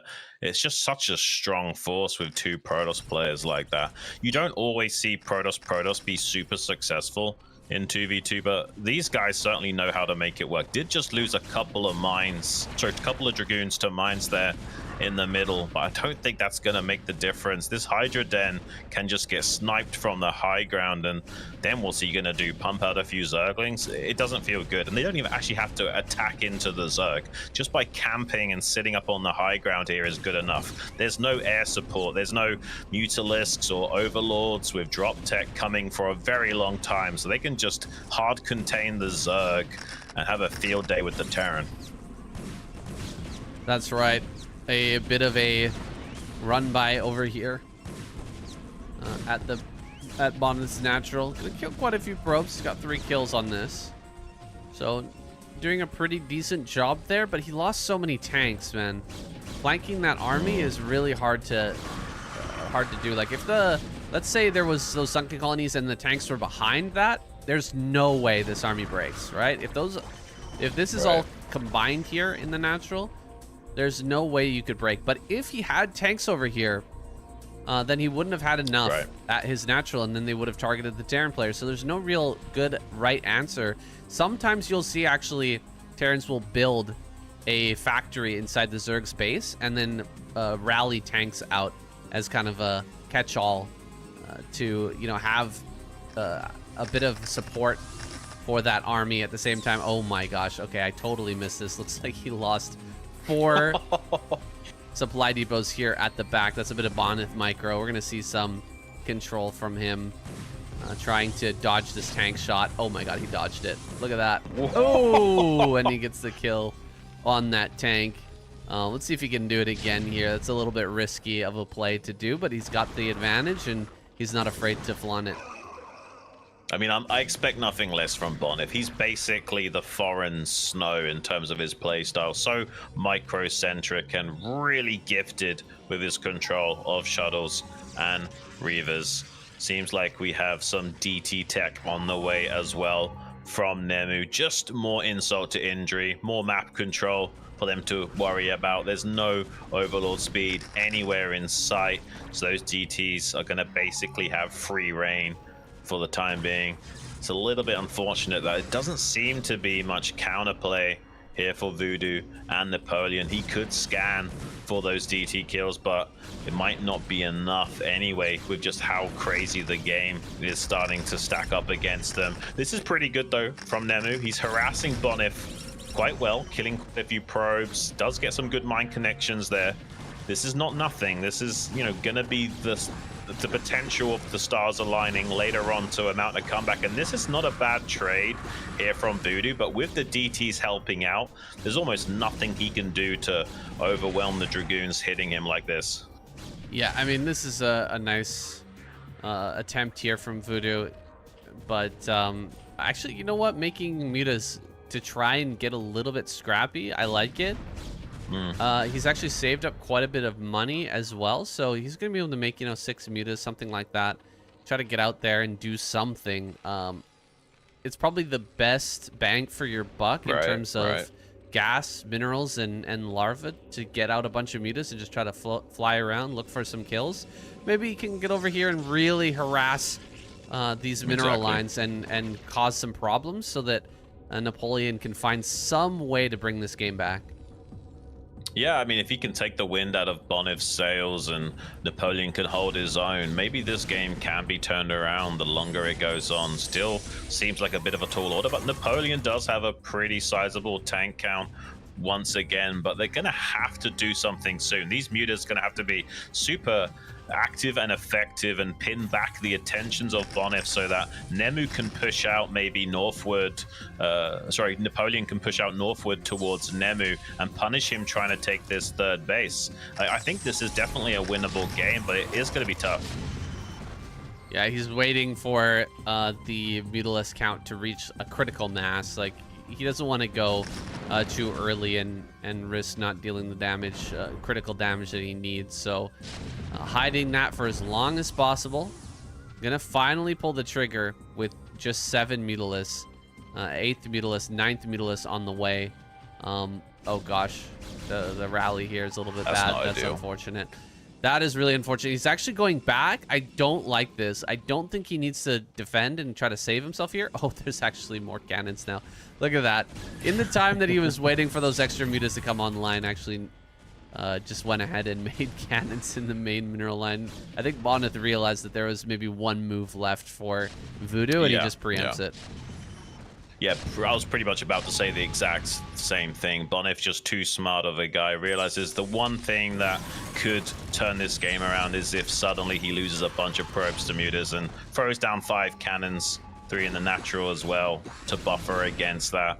Voodoo now not going to be able to provide much assistance to his ally Napoleon, and since he can't run distraction on Bonif, they're going to be able to combine forces and defend this newly established third base of Nemu over here. He has got quite a lot of tanks, but already the Reavers of Bonif starting to chip away at those every time he tries to push forward. Yeah, killed the shuttle. Oh my gosh. I thought he was never going to do that.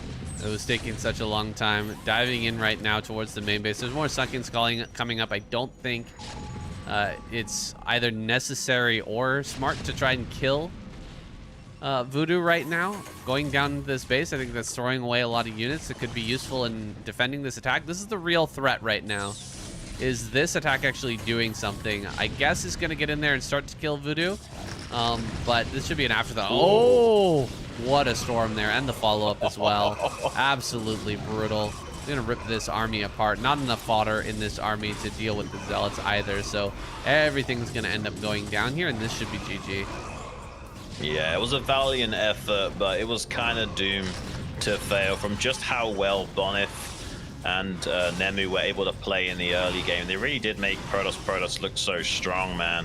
I mean, there's a little bit left in it for Voodoo here. He has technically survived. He's lost a bunch of drones to that run by with the Templar, though.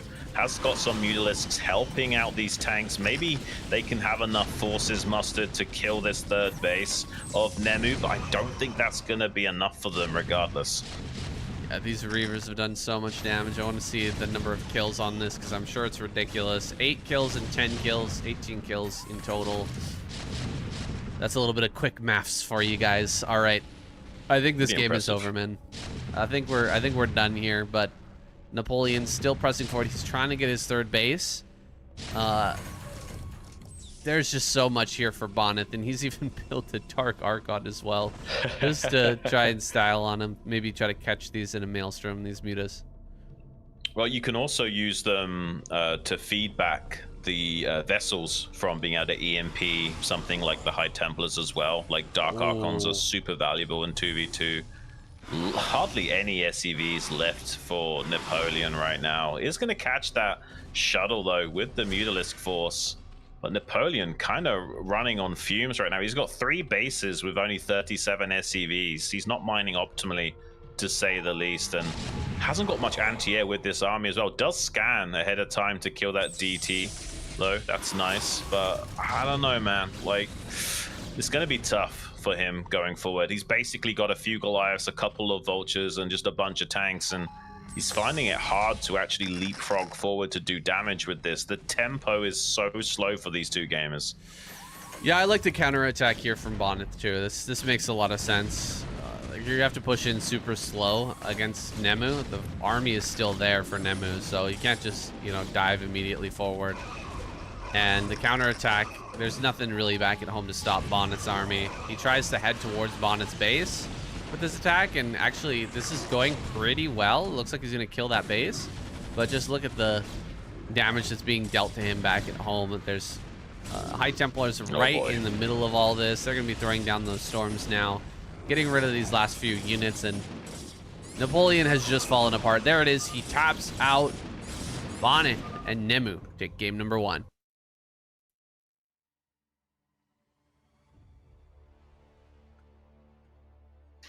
Yeah, really impressive stuff from Bonif and Nemu, man.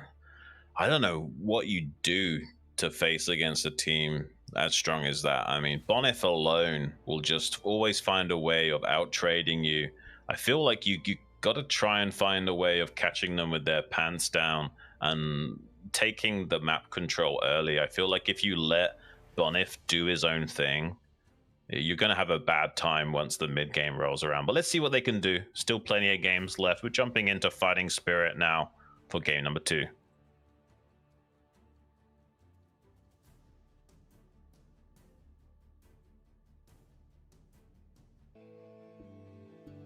Spawning here in the top right. Now on Zerg, due to playing random, Napoleon.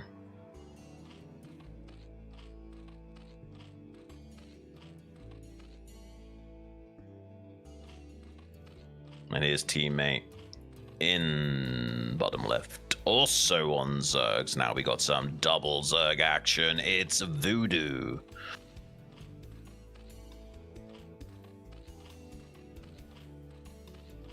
Sorry, just updating the score there. All right.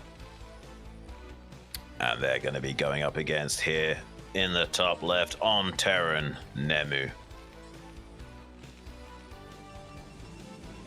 And his ally in the bottom right, still on Protoss and always will be, Bonif. All right, TP versus ZZ. Should Should be interesting. So it seems like Napoleon is also playing on random. Yeah, That's. He's a Go ahead. he's a really good Zerg in BSL, and he's probably quite comfortable playing all 3 races. And that's what happens if you're a 2v2 player. Sometimes you'll specialize in one race, but if you're comfortable playing all 3, there is a bit of an advantage to playing random, keeping your opponents guessing, and also adding more dynamic range to the options that will be available to your team, so that you can't just get metagamed too much as the series progresses. But Zerg, quite literally the strongest 2v2 team there is if you play it right. This was actually banned back in the Pro League days, just because of how strong that was. And we will be having Napoleon taking a very quick expansion. Meanwhile, Nemu here in the top left, throwing down a couple of barracks to emphasize that bio build. Yeah, I think Bio definitely the right choice against the double Zerg. Start to get power out on the map as soon as possible. Need to help out your Protoss ally, and once you've got a bunch of Bio and a whole bunch of Zealots and Dragoons together, it's a scary army. But we'll see if these two can ever combine their forces when you've got Mutas and Lings running around on both sides of the map. Yeah, there's basically 2 main ways you can play Zerg. You can both, open right out of the gate with double 9 pull and try and 2v1 a player off the map instantly. But a more orthodox way of playing ZZ is one of the guys goes for the early Lings with speed for map control, and the other guy quickly expands and throws down macro hatcheries and plays a lot more broader to add more meat on the bone as the game progresses. And that's what they've elected to do here, already having a 3rd hatchery out. There is a Zealot in probe combo coming into the main base. The Lings are just about to pop out for Napoleon. He has a few Lings from Voodoo to help make the difference and clean this up as efficiently as possible as well. Yeah, this is going to get cleaned up pretty darn well. Nemu is actually coming with the Marines. Okay, he does turn around. That was going to be a bit of a disaster there if he went all the way in. Ling speed is done now. Here for Voodoo. Ling's on the high ground here as well. He's going to deny the scout. It's looking pretty good here for the ZZ squad. This is going to work out well with this extra hatchery. Napoleon can really get big, and I think Voodoo going to be relatively safe with this hatchery on high ground, just supporting his ally. Yeah. That was the more traditional way of Zergs in 2v2 back in the day. Almost always they would just be one base Zergling speed into Lair Spire pretty much every single time, especially when it was Terran Zerg teams. But even in 2v2 with double Zerg, usually you'll have one Zerg in supporting role unless you want to both try and rush it down. Seems like Napoleon wants to be a more Hydra-centric style here. Won't be flooding too many Lings. Wants to instead get as many drones out as possible and then get a strong Hydra force. Nemu still throwing down more and more barracks and getting that stim upgrade. An Overlord here from Napoleon actually going to be dying to the Dragoons of Bonnet. Does get some valuable scouting information, but will be temporary supply blocked for his trouble. That's a little bit rough. Hydra's now starting to come out. He'll definitely have enough money to replace the Lost Overlord here with these drones coming online, but can't be too greedy here. Has to start throwing down sunken colonies. Once this army comes out, and if these Zealots, Dragoons, Marines, and Medics combine, it's going to be scary. It's going to be a very scary force, and it could actually be very dangerous for Voodoo as well. Because it'll be hard for him to... Oh, he's actually gone for Lurker play. Okay. Wow. Lurker's here. I wasn't expecting that, but... That's different. Yeah. I mean, it could work well. He can actually block the ramp with Lurker if he ends up getting the upgrade in time. Yeah, I mean, even just having the Lurker egg blocking the ramp could be a big deal even before they're finished. Looks like the Terran making its way on the vertical axis down towards Voodoo now. I don't know if he's actually got the Lurker aspect already. He has got the 2 finished sunks. Don't see any Hydras popping out from him right now either. to do something like a lurker egg block. So he's pretty much just relying on these 2 Sunkens to do all of the work. I'm not sure that's going to be enough, saying I think Nemu had a chance of maybe breaking up there, but he was worried about the wraparound. Even if he just barely kills those 2 Sunkens, the rest would be mopped up by the Lings. Yeah, he might actually get completely mopped up here. Hydra's going to come in from the side. Lings from the left. Oh, boy. That fire bat actually did quite a bit of damage, killing quite a few Lings there, but overall, this is a massive victory for the double Zerg squad, and Bonnet's just going to retreat back home. He can't really do anything about this, try to help, or try to take a fight afterwards either. Yeah, the Terran just won't have a critical mass to fight with now, and Bonnet's going to get a little bit bullied. Zergling's going to make it hard to retreat as well against the Hydra force. He's going to have to scurry up to the high ground, but the Zergling's making it hard to get all of the forces up there unscathed. Couple of Zealots falling in the wake of that retreat.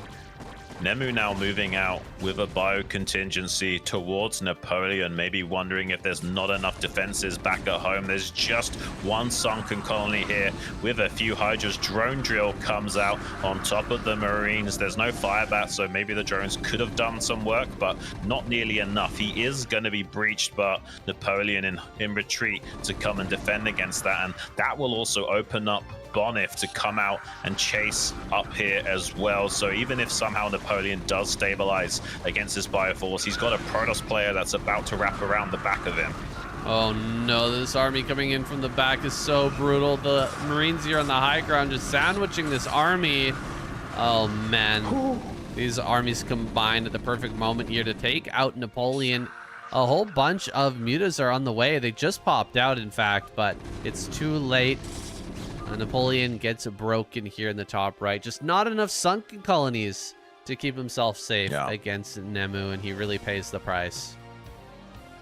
Yeah, Team Bonif going to be going up 2-0 in the series, and who knows, boys? I mean, Bonif is so good that this could be like a 4-1 or maybe even a 4-0.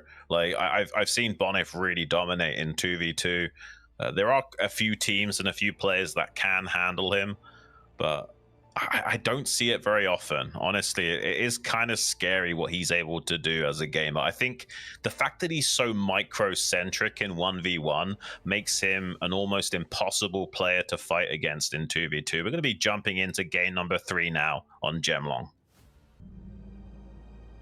And spawning here in the top left on Zerg, Nemu.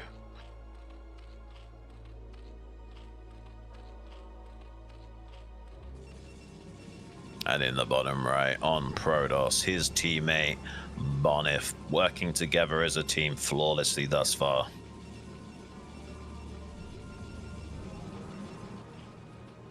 And they're going to be facing off against, down here in the bottom left on Zerg, Voodoo. And his ally in the top right on Terran, Napoleon. All right, TZ versus ZP is a more standard matchup. This is something we would see a lot in 2v2. Yeah. This is a pretty well understood matchup and has a pretty distinct set of different plays and different reactions that basically all the players know at the highest level. Yeah, the timings are pretty dialed in. There's only a few styles that work well here. In 2v2, you can play a bit off brand, like in 1v1. You can play a little bit off meta, but usually the off meta is just not that strong. And in 2v2, you're kind of forced to play as meta as possible because of how easily punished you are in the early game. The fact that you're dealing with 2 players that are most likely going to be optimal with their timings.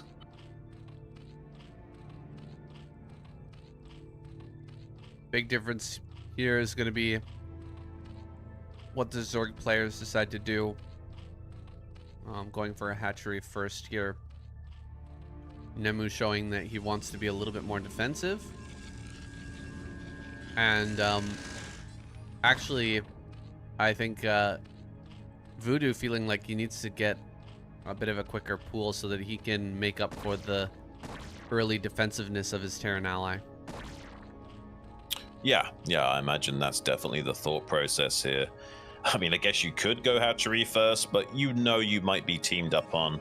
They're less likely to try and bully the Terran who's going to be walling in every single game. So you are definitely going to be the weak link. And if you're an amateur 2v2 player that's not that comfortable, sometimes you'll be forced to make stupid amounts of sunkens while your ally is getting off the ground. Obviously, these guys are a bit more dialed in. They know how to walk the tightrope and make as little defenses as possible to hit the timings of what they need to deflect. So I imagine we won't see crazy amounts of defenses here from Voodoo, but he's going to be pretty precise against the team, Bonif and Nemu here. I think Nemu's a great ally for Bonif as well. They seem to work really good together. Yeah, look at this Nemu even pulling back. Feeling like I don't even need to build this sunken colony here just yet, and being able to skip over that is actually a massive advantage. I mean, he already went for the hatchery first, then he needs no sunken colony. He can start to make a few extra drones. He's got the lair on the way. Voodoo doesn't even have his lair started here yet. He's just gonna be going into maybe link speed first. What's up? Wow, saying Napoleon is going to Port Wraith. This is going to get spicy. It's actually it's a really solid 2v2 build, because obviously 2v2 is very microcentric, but this might catch them off guard. I don't necessarily think you expect to Port Wraith. It's a viable build, but it's certainly one of the build orders that isn't chosen that often. It requires pretty much perfect play and obviously stellar micro. Who knows? Maybe that will be the ticket to actually get one over Bonif and Nemu here. But I don't think they're anticipating this for sure. Yeah, that makes sense. They wouldn't be. I think the only way to deal with this is Bonif builds a Dragoon and sends it to Nemu, because he is not going to have this Spire in time, man. Like, he's going to lose so much, and he doesn't have Burrow either. He sees the Dragoon over on Bonif's side, so he's probably not going to send it down here to try and deal with Bonif. It would be nice if you could deal a bit of damage to Bonif earlier, because he's really the scariest guy. But I think it would be the better use case for these. Oh gosh, wait a second. Ooh. Oh no, the Lings are just going to come right in here, and you know what? This actually takes the sting out of the Wraith play by a huge amount, because now you have time to react here as Nemu. He's going to throw down immediately an Evolution Chamber, and the Wraiths can't go across the map immediately because he has to deal with these Lings. It's buying so much precious time. Like, yes, Napoleon's going to live, but at what cost? His surprise factor is completely eliminated, and he's been delayed, like you say. There's even still one circling in the mineral line. Actually picks up an SCV kill there, as well as disrupting the mining patterns. Finally going to be getting out onto the map with those Wraiths to supply block Nemu. But he does have some safety spores on the way now, so these Wraiths will have a little bit less potency. There's still a timing. He will get a couple of drone kills here with these Wraiths, so it's not for nothing. He still will get some value here inside the main base with these Wraiths, but not nearly as much as he would otherwise. Ooh, he might lose a Wraith. Ooh. Oh, it lives. Okay, that was close. These spore colonies, they do deal so much damage. Really important that he keeps the Wraiths alive here. Even if he doesn't get that initial damage, there might be an opportunity to do a little bit more with these as time goes on. Pick off more Overlords, look for places that he can do a bit of harassment. This main base is still a potential, right? You could try to fly in here once the Wraith number becomes a little bit higher and he gets that cloak online. There's a possibility he gets something done with these as time goes on, but this is an awkward spot now for the Terran Zerg squad. You haven't really done the massive early damage that you need usually to make this work. Plus, Napoleon took some damage, and like, where do you go from here? What's the follow-up from this spot? Are we gonna see Mutas out of Voodoo and them just be like this airborne? Like fully airborne squad, or what's going to happen here? Probably, yeah. No, I think so, yeah. But how effective that will be remains to be seen. I guess they did indirectly slow down Nemu here. He's only, just now got this Spire underway himself, so Voodoo won't be too far behind that. And also has slightly more drones and slightly more gas banked up, so maybe they can take total air superiority, and eventually maybe Napoleon can even get an expansion out, or maybe Voodoo can. There is definitely a way of punishing Bonif with the Wraiths occasionally. The fact that there won't always be an observer in position to deal with the Cloak Wraiths, so Napoleon can be quite annoying with this. But look at this, the observer's just out in the nick of time to start punishing those Wraiths from getting too much critical damage. They are basically like Mutalisks, though. He could fly around and come into the main base when Bonif isn't paying attention and what have you. So there's definitely still some options available. But this is still going to be a tough game for them to win no matter what. That's a bit of a shame. I think it would have been nice to see Napoleon go into the main base instead and try to kill a bunch of probes. We've seen Terran players try the 2-port Wraith style in 1 versus 1.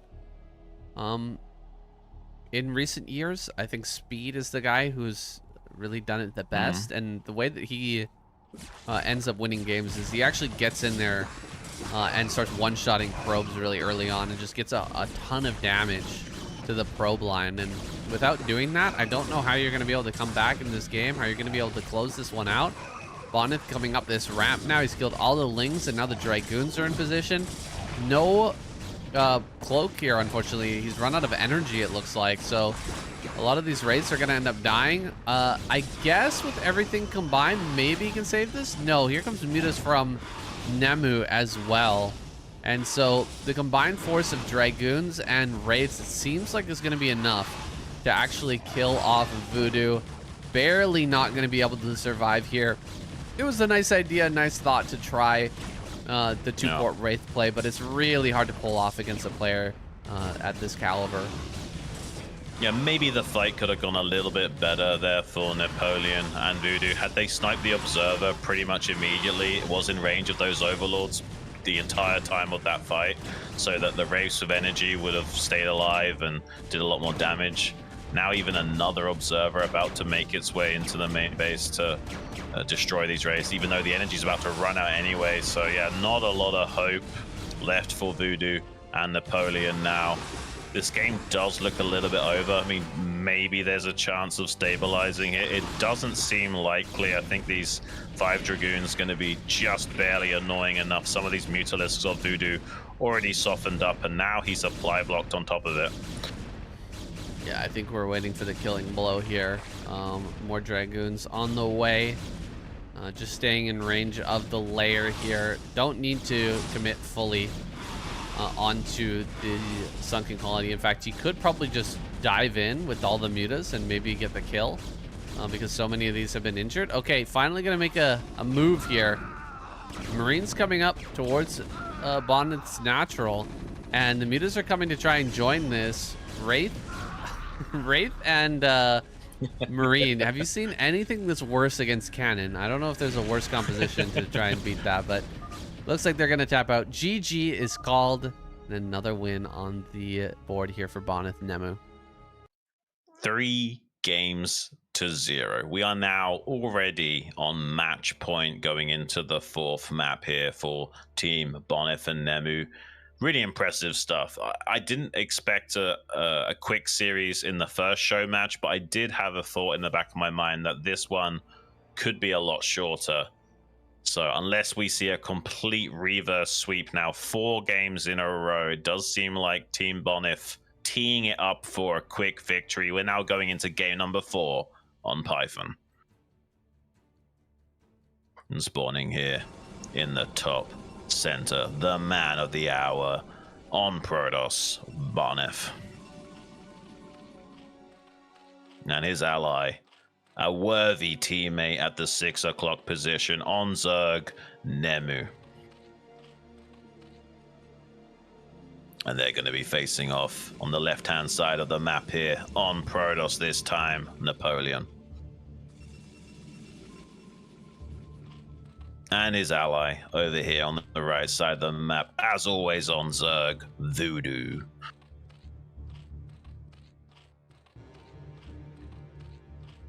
All right, well, if something big doesn't happen here for Voodoo Napoleon, we're not going to end up seeing that island map sparkle.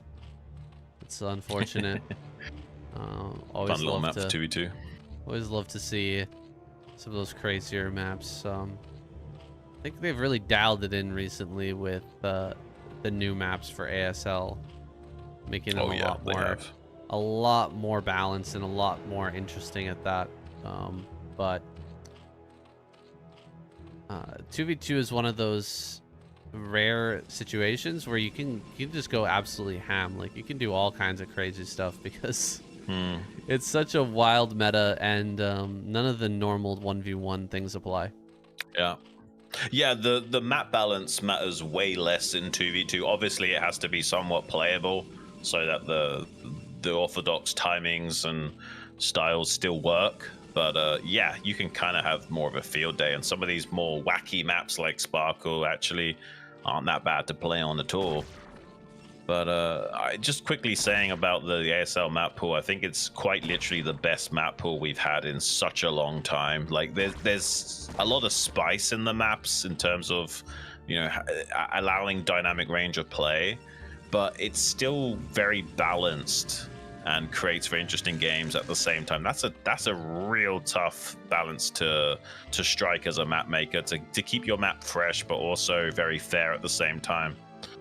Absolutely. And taking a look at this game now, as things start to pick up here, we've got Bonnet with the double gateway. Oh my gosh, he got the drone kill. Ooh, that's Wow. painful. That is truly painful. Voodoo losing an early drone here to the probe of Bonnet. You hate to see it. This is tough, man. Definitely a blow to the ego when that happens. Yeah, I mean, you already have to sacrifice a drone to make the safety sunk, so losing a drone on top of that doesn't feel good. And I think that's one of the problems, is that these guys, their mentality is going to be affected. They're on match point. Like, one mistake is all it will take to be eliminated here. And whereas on the other side of the field, Bonif is cool as a cucumber, regardless of what happens. The only times I've ever seen him play badly is if he's got like a migraine or something. And he certainly doesn't seem to have any resemblance of a headache today. No, and look at this. Even another sunken colony being made here by Voodoo. He's eaten into his drone count so much. Nemu, on the other hand, has built a ton of lings. He's completely foregone a second or even a first sunken colony, not to mention a second. So both players staying on hatchery tech, no layers coming out, but I think that definitely Nemu is a bit more. Oh, wait a second, hold up, drones being pulled. Whoa, dude, is he gonna go into the main? He's gonna try and drill this. Yeah. Yeah, this is kind of spicy, honestly. That is going to be crazy. I like it, though. I like it. This is actually a build that's been used a little bit on the new map, Jane Doe, in the ASL map pool, because players are skipping over Forge. And it can work here as well, but that's a lot of Zealots to bust through. There's a shield battery on the way to try and make the difference. Here comes the drone drill now to glitch out the Zealots of Napoleon. Tons of lings from Nemu, as well as the Zealots of Bonif trying to get up onto this high ground desperately. There is that shield battery finishing up to help buffer against this and keep these Zealots as fresh as possible. And now reinforcing lings from Voodoo could make the difference, wrapping around from behind. Looks like they are going to be winning this trade when all's said and done. Even going to be pro-blocking these Zealots from getting too deep into the base unscathed. Really nice hold here from Napoleon, and this could be the start of their comeback. Yeah, 5 drones left, Shun. It's not a lot left here for Nemu. He pulled a big chunk of what he actually had to go and try to make that play work. Unfortunately, did not pan out. Well, if you make one more drone, 6 drones is still enough to pump non-stop lings off 2 hatcheries, so he's still going to be able to be useful as a supporting role, just flooding speedlings. So it's not terrible, I guess. Like, he's still going to provide value here to his teammate Bonif. But yeah, this doesn't look so good for Bonif this time around. I imagine, statistically speaking, it is going to be a victory here for Voodoo and Napoleon as long as they play their cards right.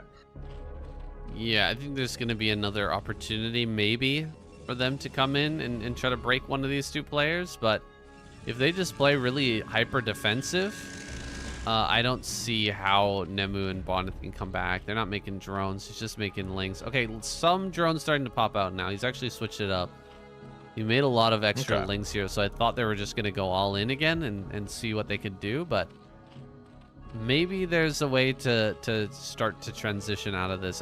It's going to be super hard with the Spire already on the way. Yeah. Well, the problem is that he's got the hatchery on ramp, right? Which means he has to make way more spores than normal. That's the main problem here. So it makes sense that he's going to try and flood out some drones to recover. But that's all he's going to be doing is stuck in recovery mode. He's got to make spores covering the ramp, spores covering the main. He's not going to be doing much of anything for quite some time. Bonif, though, maybe he could do some heavy lifting. He has got Zealot leg enhancements about to finish up and does have Templar tech as well, I believe. So maybe eventually with some storms could turn the tide in this game. We'll see, man. I mean, Bonnet is probably going to have to 2 versus 1. I imagine these guys are going to come down and kill Nemu pretty soon. Especially once the mutas pop out. It's really going to be tough for him to hold on. Here comes an attack up onto the high ground. Double Sunken Colony and this many Zealots. I don't see this actually breaking the back of Voodoo. And even if it does, there's going to be a bunch of army coming up from Napoleon as well to try and help out. Gonna try to surround. Oh, run by. Whoa, whoa, whoa. Ling's actually got to get moving here. Having a hard time on this reverse ramp, trying to get up into that high ground. Gonna dive on top of some of these probes, most likely. Try to get whatever damage he can in this main base. Try to help Bonnet, maybe give him a little bit of a chance to perhaps win this game. Creating a distraction here at the back so that maybe Bonnet can actually break the ramp. Let's see if he can do that. He's gonna try now. Some mutas being made. There's actually nothing back at home. Okay, the mutas are actually killing all the probes. Never mind. So all the probes are gonna die. I think this is it. Bonnet's gonna have to tap out here in a moment. Yeah, he's got 4 Dragoons that are popping out, but they're not gonna kill the Mutalisk quickly enough before they ravage the probes. So that's pretty much gonna be it. Bonef taps out. We finally have a win on the board here for Voodoo and Napoleon, taking the score 3-1.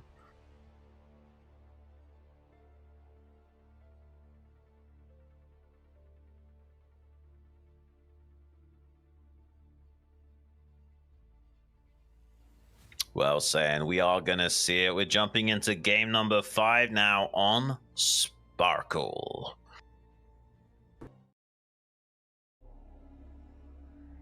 Spawning here in the top right on Protoss, Bonif.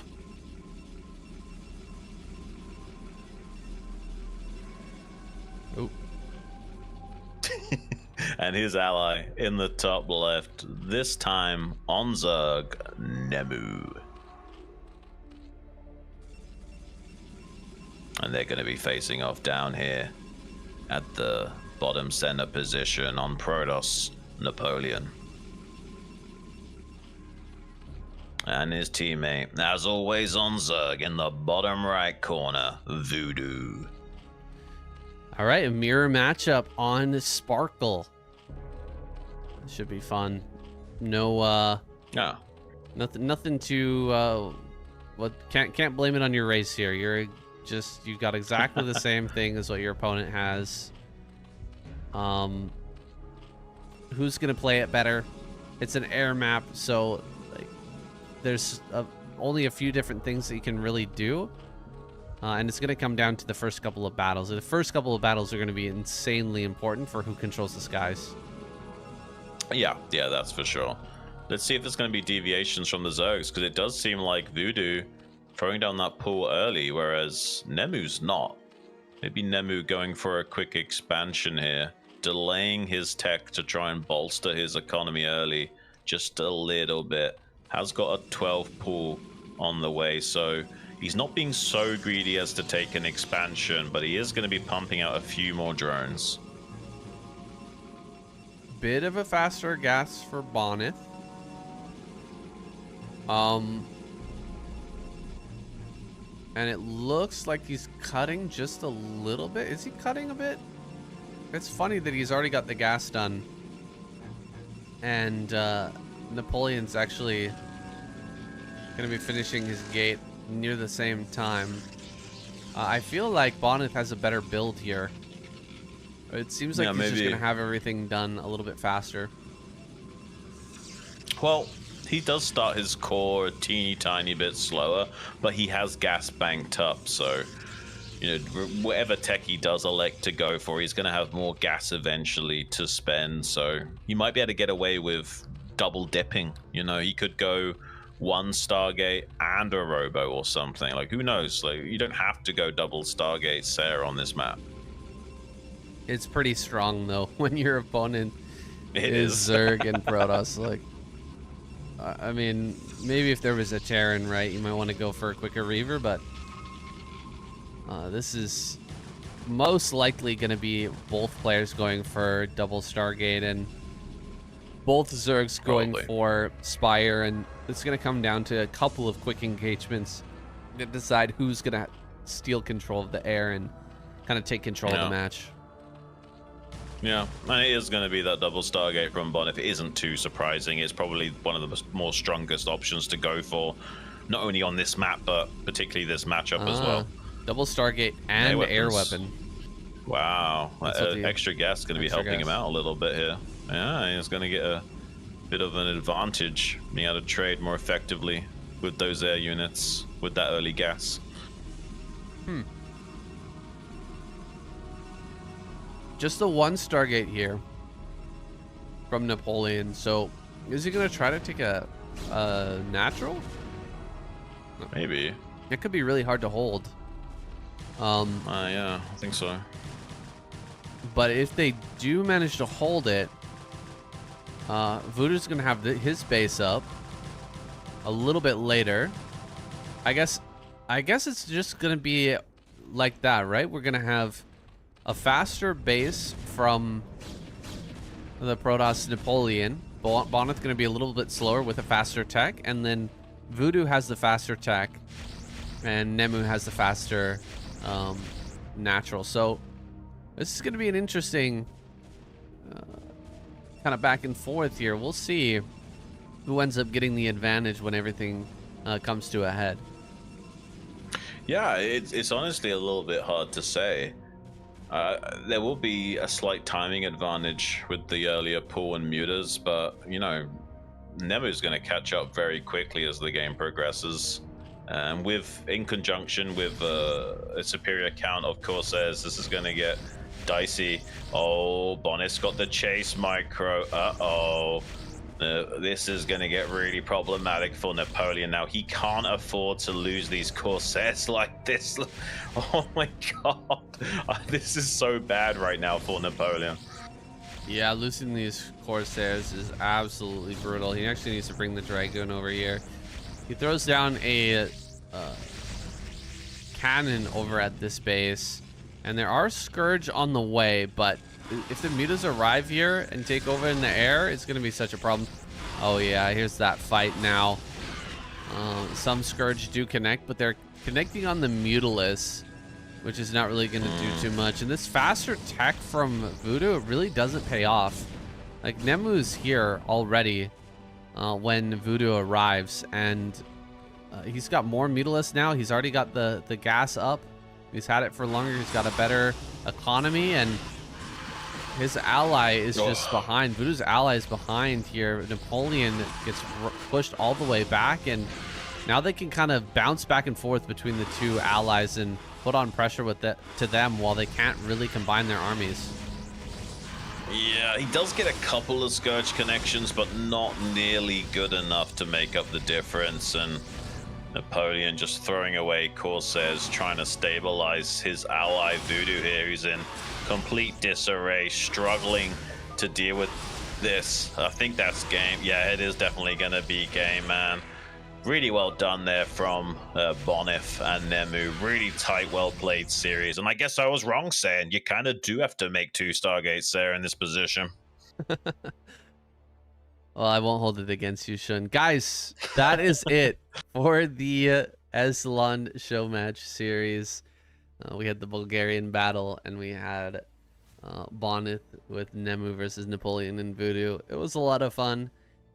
Definitely enjoy casting the SLON 2v2. So make sure to support the SLON tournament and help them to create season 3 to keep this legacy going, to keep this awesome tournament rolling. And I just want to let you guys know as well that the KCM with Shun and I just came out. It's on my channel right now. So if you've just finished watching here and you want to see a little bit more StarCraft, a little bit more casting from the two of us, you can go and check that out right now. Week number 6? Oh my gosh, it was a banger, Shun. It was a really good week of KCM. Please check that out, guys. And another little reminder for you, please give generously if you can to Flizzardo. If you don't have PayPal, you can go hit him up on Discord. He'd really appreciate it. If you don't want to go and hit him up on Discord, you can PayPal him HelixAss, HelixAss at hotmail.com. That's a hilarious email, by the way. HelixAss. I don't know what that's supposed to mean, but give generously, guys, if you want to see more 2v2 action. He's pretty much the only guy right now that's organizing competitive 2v2, especially in the foreigner scene of StarCraft. We really appreciate you guys tuning in today, regardless of whether or not you've been watching us live or you're watching the VOD on YouTube. Big respect to all of you guys helping keeping the StarCraft scene alive, and Sane and I have an absolute blast bringing you guys these casts every time we get an opportunity to do so. So thanks so much for everyone for tuning in.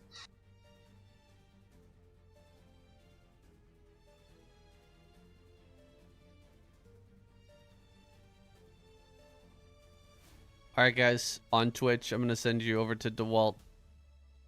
Good night, everybody. See you in the morning for another great stream. Shout out Flizzardo. Thanks, boys. Yeah. Thanks, guys. Night, YouTube. Bye, boys.